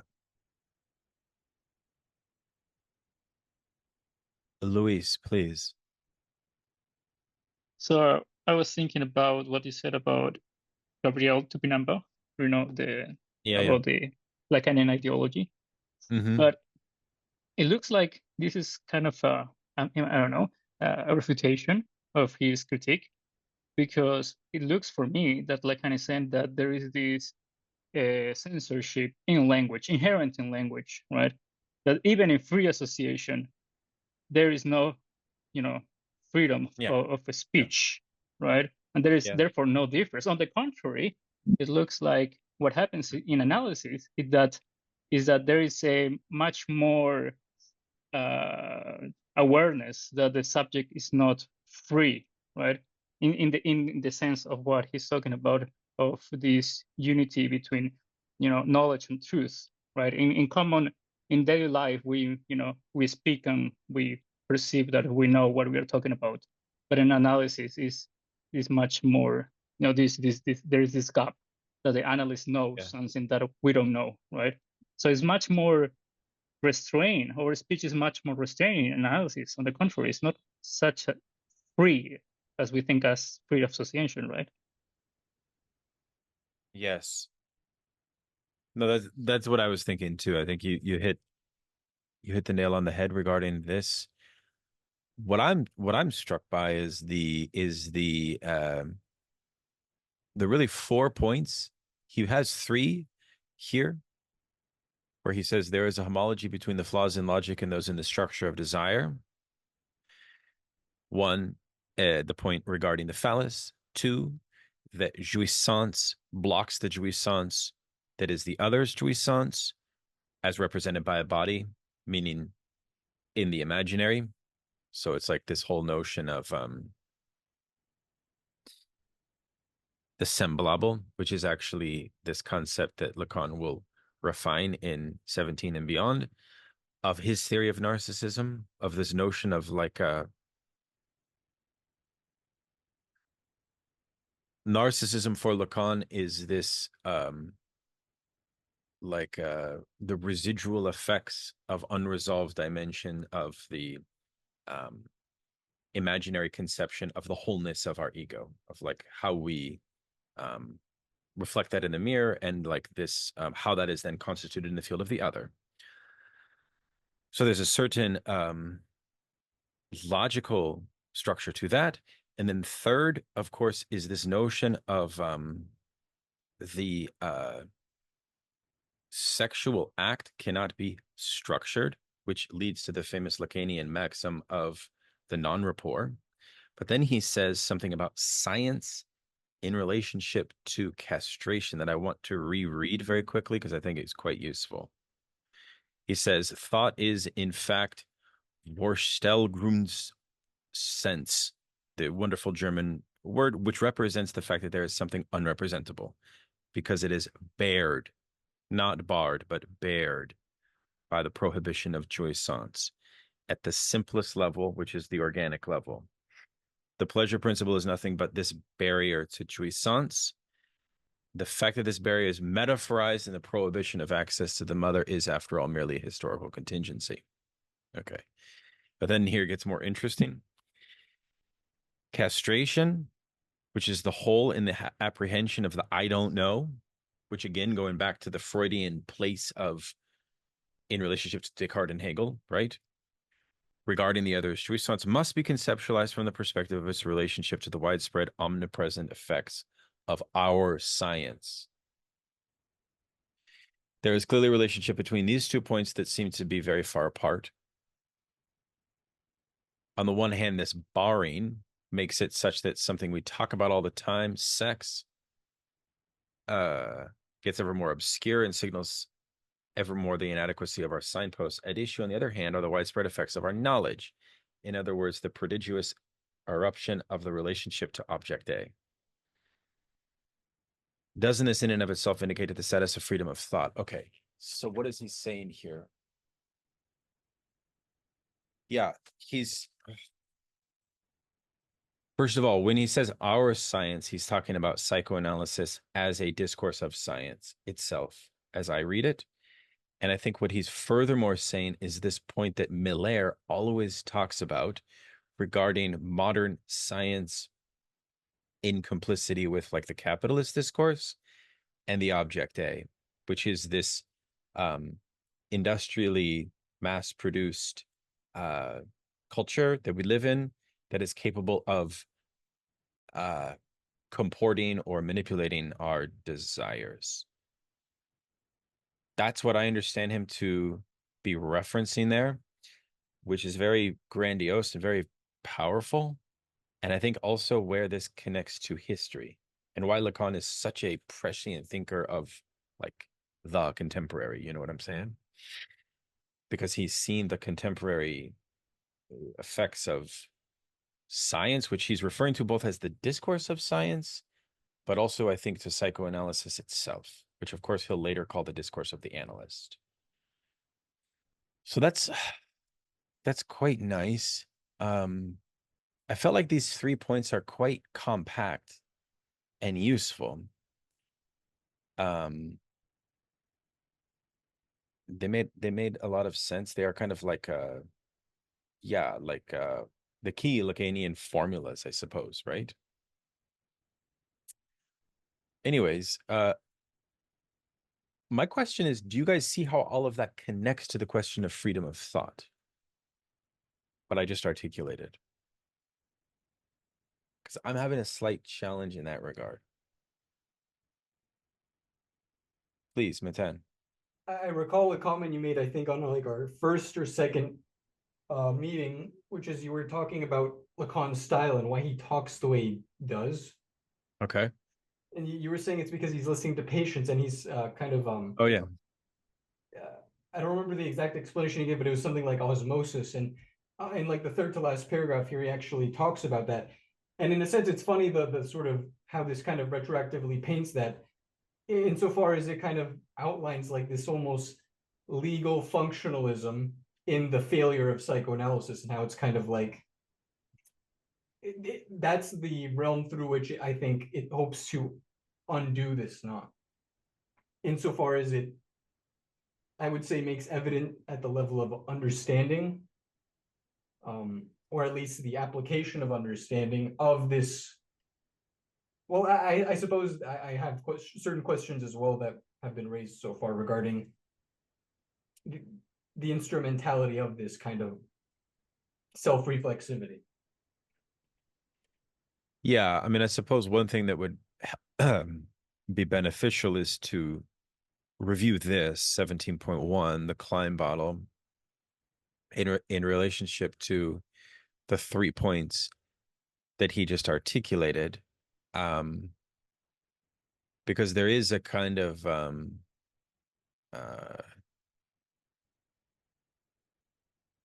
yeah, there is a question of the truth of Freud mixed with the knowledge, with the Hegelian conception that I'm having a hard time conceptualizing back into this notion of the particular cut of the Klein bottle. Because again, when he says that the surrealists produce nothing of magnitude or value purely by like free associating or kind of like play, right? That it was only when they made like tacit decisions to cut and intervene in their art that something novel was produced. That's actually what this point here, I think, represents in a certain way. And then if we go back to this, these last final points, let us assume that its structure is in fact that of a Klein bottle, freedom of thought, and that freedom of thought's limits are the locus of the twist, where the front side becomes the back side and vice versa. It suffices to think that the limit that apparently separates truth from knowledge is not fixed. It's everywhere. For a question to arise, how to act in such a way that the division between truth and knowledge is not attached in a purely imaginary way to a fixed point. Yeah, that is very interesting. Okay. Please, Akshay, and then Matilda, and then Connor. Sorry. I guess it's interesting in a sense that like in the two ways that I guess, I mean, to the freedom of thought thing, like in what way they're negating, say, freedom. And like with Hegel, it's that you're in history and, you know, sort of, if you really think through your thought, it reveals sort of the determination of the thought in history and sort of, but I guess the Freudian one is sort of that if you just free associate and say things, you will reveal determination by the drive or sort of the unconscious. And I guess, I don't know, you know, like insofar as I guess with Hegel, there's still the spirit, like, you know, how far apart or close are these terminologies? I don't know. But yeah, I mean, it seems quite a striking similarity. Yeah. Thank you. No, it is striking. Yeah. I'm not sure if I'm in love with figure 17.1, mainly because it befuddles me, but please, Matilda, please go. I think figure 17.1 might be best thought of as just a Mobius strip, something that we're all kind of more familiar with. And maybe imagine like you're walking on the Mobius strip and underneath you at each point is like something beyond your vantage point. Like if you're on the Mobius strip, like, and you're like, your shadow beneath the Mobius strip is like truth, I suppose. And like above it is knowledge, like you're walking around it. And like, if you walk around the Mobius strip long enough, you'll end up underneath where you started. This is a really bad image. Yeah.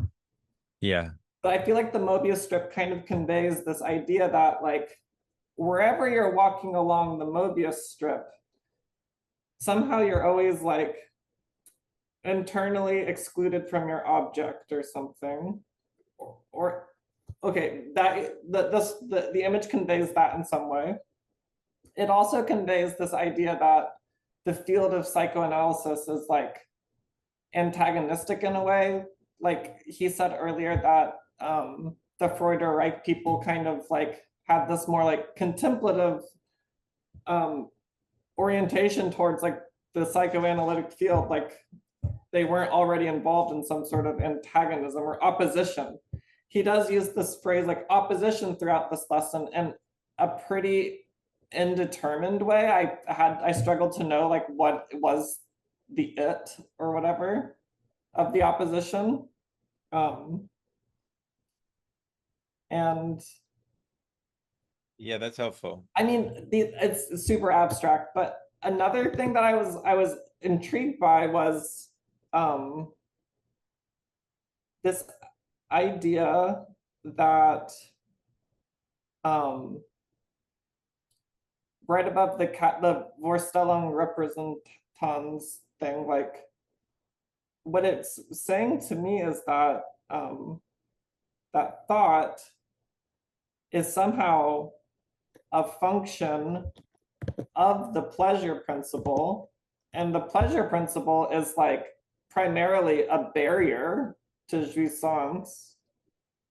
And so thought has more to do with censorship than it does with freedom. Mm-hmm.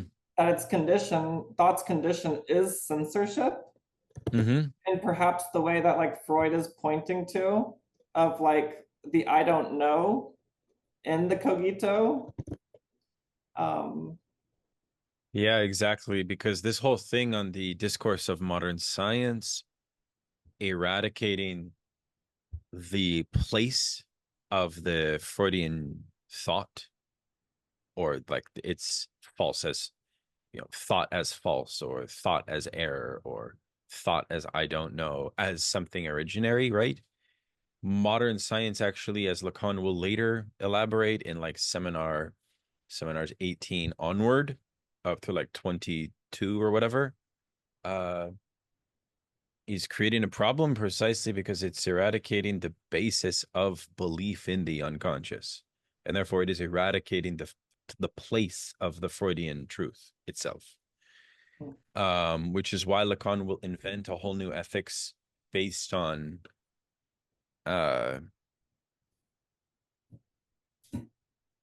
trying to convert people to re-enchant their relationship to the Freudian unconscious. And then he'll say that analysis, doing psychoanalysis, must involve a re-enchantment to bring people into a desire to know something about their unconscious desire, because the culture no longer encourages that as an effect of scientific, so-called scientific truth. I'd like to add one more thing is like in this paragraph is also the idea that like there is this like structural thing in our reality about the pleasure principle, how it generates thought, and thought is like an effect of it. And this barrier, he calls it an organic barrier. It also might be like the speaking being or whatever. But he says that the barrier is metaphorized in the prohibition of the access to the mother. So that these extremely fundamental conceptions of psychoanalysis, like the separating of the subject from the object, is actually always already has occurred in a way. Yeah, exactly. Yeah, exactly. That's why the function of the father is just to assist in the metaphor, making that into that metaphor. But actually it's slightly different than that, because it's more the function of the father is to assist in a metaphor that would move the desire away from, in a healthy way, in a separation from the womb, right? From that, which of course is something that all psychoanalysts would agree on, with the exception, I think, of some radical Reichians who like upend that whole structure. You know what I'm saying? Yes. Yeah. You can kind of like repair the breach, the initial breach or whatever. But what I find fascinating is this anthropological thinking that he kind of derives from this idea of like, oh, like culturally, like we see these cultural practices, they're like metaphors for this barrier that's like organic. Like we create gods to allegorize these fundamental structures. He does it around the name of the father. He does it right here with the barrier to the mother. And it makes it seem like norms and like social institutions even are being like produced out of this individualized structural formation, which seems like a strange way of reading history, but I don't, I'm just trying to figure out what's going on. I was thinking. Yeah, it's definitely strange, but it's also brilliant. Yeah, it also works. Connor, please. Yeah, just a couple of things. So returning to this question of like the freedom of thought, I liked the beginning of this section, just talking about art. I thought something really interesting was going on here. Maybe that's just another approach to tackle this, the freedom of thought as it pertains to the work of art. But so I like this paragraph. This is on page 238. Truth here is the truth we investigate in the unconscious as knowledge's creative failing. I just like that phrase, creative failing, and the point of origin of the desire to know. This knowledge is doomed, in a sense, to never be anything but the correlate of this failing. That, at least, is what gives rise to the schema. And just as a quick digression, like, this is pretty much like what Fred Jameson's The Political Unconscious is schematizing, like that creative failing in like works of art. But yeah, then quickly, this part about like free association I thought was like weird. On the next page at the top, in analysis, we proceed by getting the subject to speak in a way defined by free association, which means without a link to the other. When you speak in analysis, it means that you have been freed from all rules. What can that lead to? Good God, which I think has to be read as a joke. You know what I'm saying? Like, and then I just I mean, the whole point is you're freed from the other, but you invent another. Right. You still, that's the wild fact of psychoanalysis, in my opinion. Right, but I think thinking in terms of, well, anyway, it's fun to talk about his critique of surrealists because this is 2 sessions in a row now. He's just like hammering surrealists because he used to be associated with them. So he's just like himself from them. But in any case, like, yeah, so like there's this rule that's going on in your speech that you don't know about. And indeed, in some significant way, what the analyst is listening to is what cannot be said, right? That's kind of what they're attuned to. So again, trying to couple this with art, a lot of this turns on what cannot be said, what cannot be represented.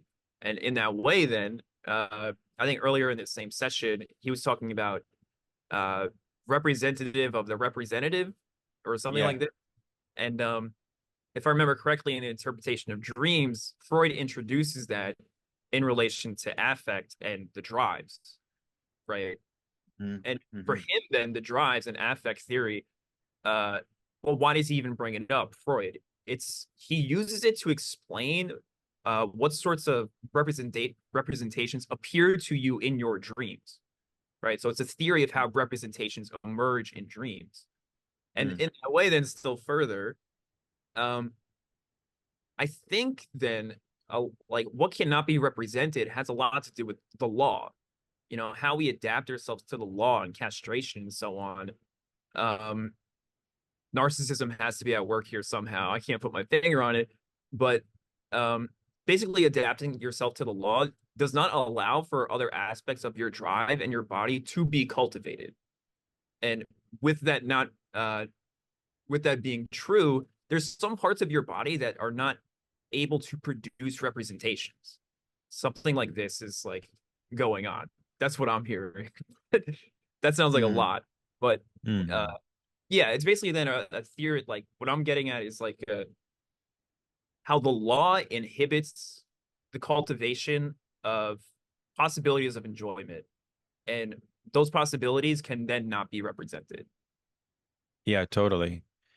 And the other thing to note here, of course, is this notion of why, in the comparison between Freud and Hegel, is Freud more on the side of cogito at the origin? I think has everything to do with the fact that the initial thought of the unconscious desire is governed by non-contradiction. And Lacan, like they have this post-Aristotelian form of logic that's quite monstrous for any like true Marxist, that is based on like logic that is no longer dialectical, or that no longer has a logic of contradiction inherent to it. It's called paraconsistent logic. That's what it's called, paraconsistent. And that's a doomed scenario for a Marxist, precisely because if society, social forms are no longer dialectizable, like Deleuze and Guattari would submit to this, right? No one's ever died due to contradictions is one of their phrases, right? Well, you know, the other funny thing about that is that the logic of disavowal for the pervert is also one that is not based on contradiction, but it is for the neurotic, which we talked about last time. Found that an interesting point too. Perhaps we could go to Luis for our final comment. Yeah, so I was thinking why he uses the Klein bottle and not just the movie strip to show, you know, how these the truth and knowledge are opposites yet the same thing. But what I find interesting about the Klein bottle is that the Klein bottle produces an apparent totality, right, with a hole, right?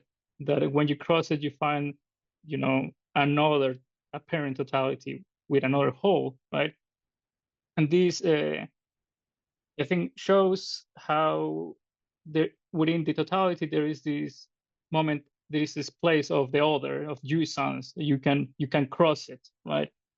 There is this very interesting book called On Silence, and it talks about, you know, how psychoanalysis understands the voice and speech, and there is these two positions between logorrhea and logophobia. And logorrhea is the one that negates silence and is just about speech, and logophobia is the opposite. It's about silence and it rejects speech, right? And I think we can see it in both ways. Here on truth, on thinking, there is this logorrhea of speech, right? And trying to reach a speech, but when you cross, right, this rim structure, the hole in the Klein bottle, you go to the other side of knowledge, right? And in that way, we can see this opposition. And this is, I think, also why Lacan at the beginning talks about the myth of the Danais, right? Of this woman that poured the water, right? And this water, it looks like they're fulfilling something, but this fulfillment, you know, brings the water back on the opposite side, right? So the more you speak, the less you know, right? And the more you know, the less you know about the truth, and you know you can speak the truth, right? Oh yeah, no, that's yeah, that was my problem with this, is I was having a hard time. There's something about this which is like too binary or too dualistic, maybe, for me to then kind of apply it to the three core maxims, for example. I was having a hard time fitting that. But if we put it here on the notion of signifier and jouissance, for example, like even that would be hard for me to conceptualize. But I think as you described it, it's much better. It makes a lot more sense to me. I just wanted to add, like, Luis, that was brilliant. I'd really like this idea, like, the more knowledge you produce, the further away you get from truth, because really then that's a critique of specialization, you know, like, you know, incredibly like narrow, like research interests and so on. But, you know, they make a very specific claim to knowledge, but they actually, in a way, know less about the world the more specific their research projects are and stuff like this. Like, that's one way to think of it. Like, that's one way to put it. But yeah, I find it's good. Go ahead.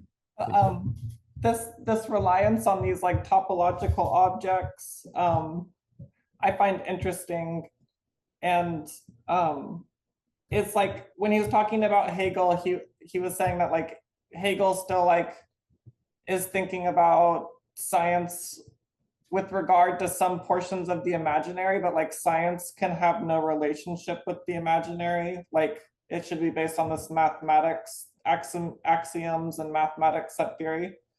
And so like there's kind of like an elimination of the imaginary from science and like kind of a care to like avoid it.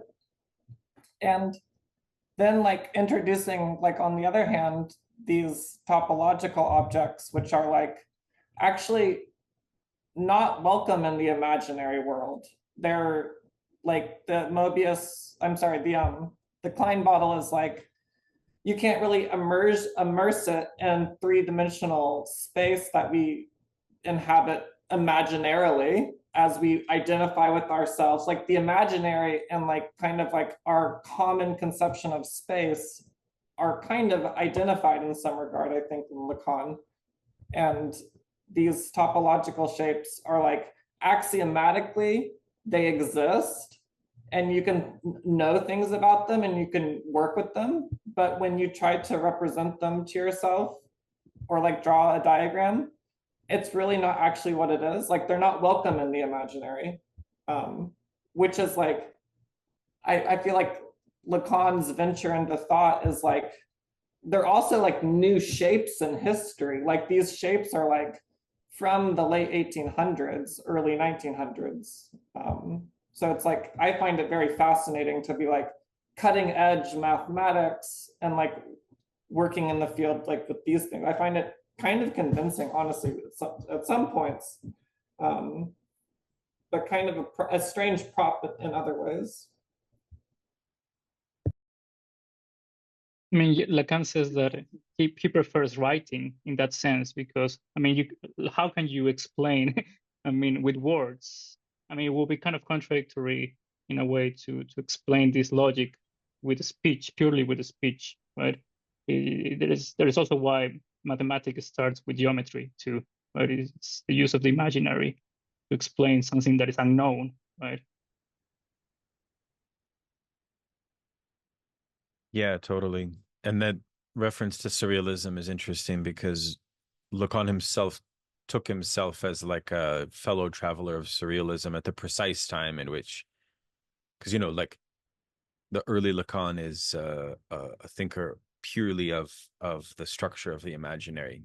That was in the peak of his surrealist times. And that was also the time when most psychoanalysts really paid attention to Lacan. And that's actually why in the beginning of the seminar, he said, I have kept my writing away from many people, so they don't really know how far along I've come. So I think that was actually a recapitulation with, as an underhanded comment to the, you know, reactionary liberal people. So, okay. All right. Great session as always. And I think we'll meet next Tuesday to talk about inside, outside, the next session. Sounds good. All right. Okay. Have a wonderful week, and reach out if you need anything else. And be well. Take care. Bye. See ya.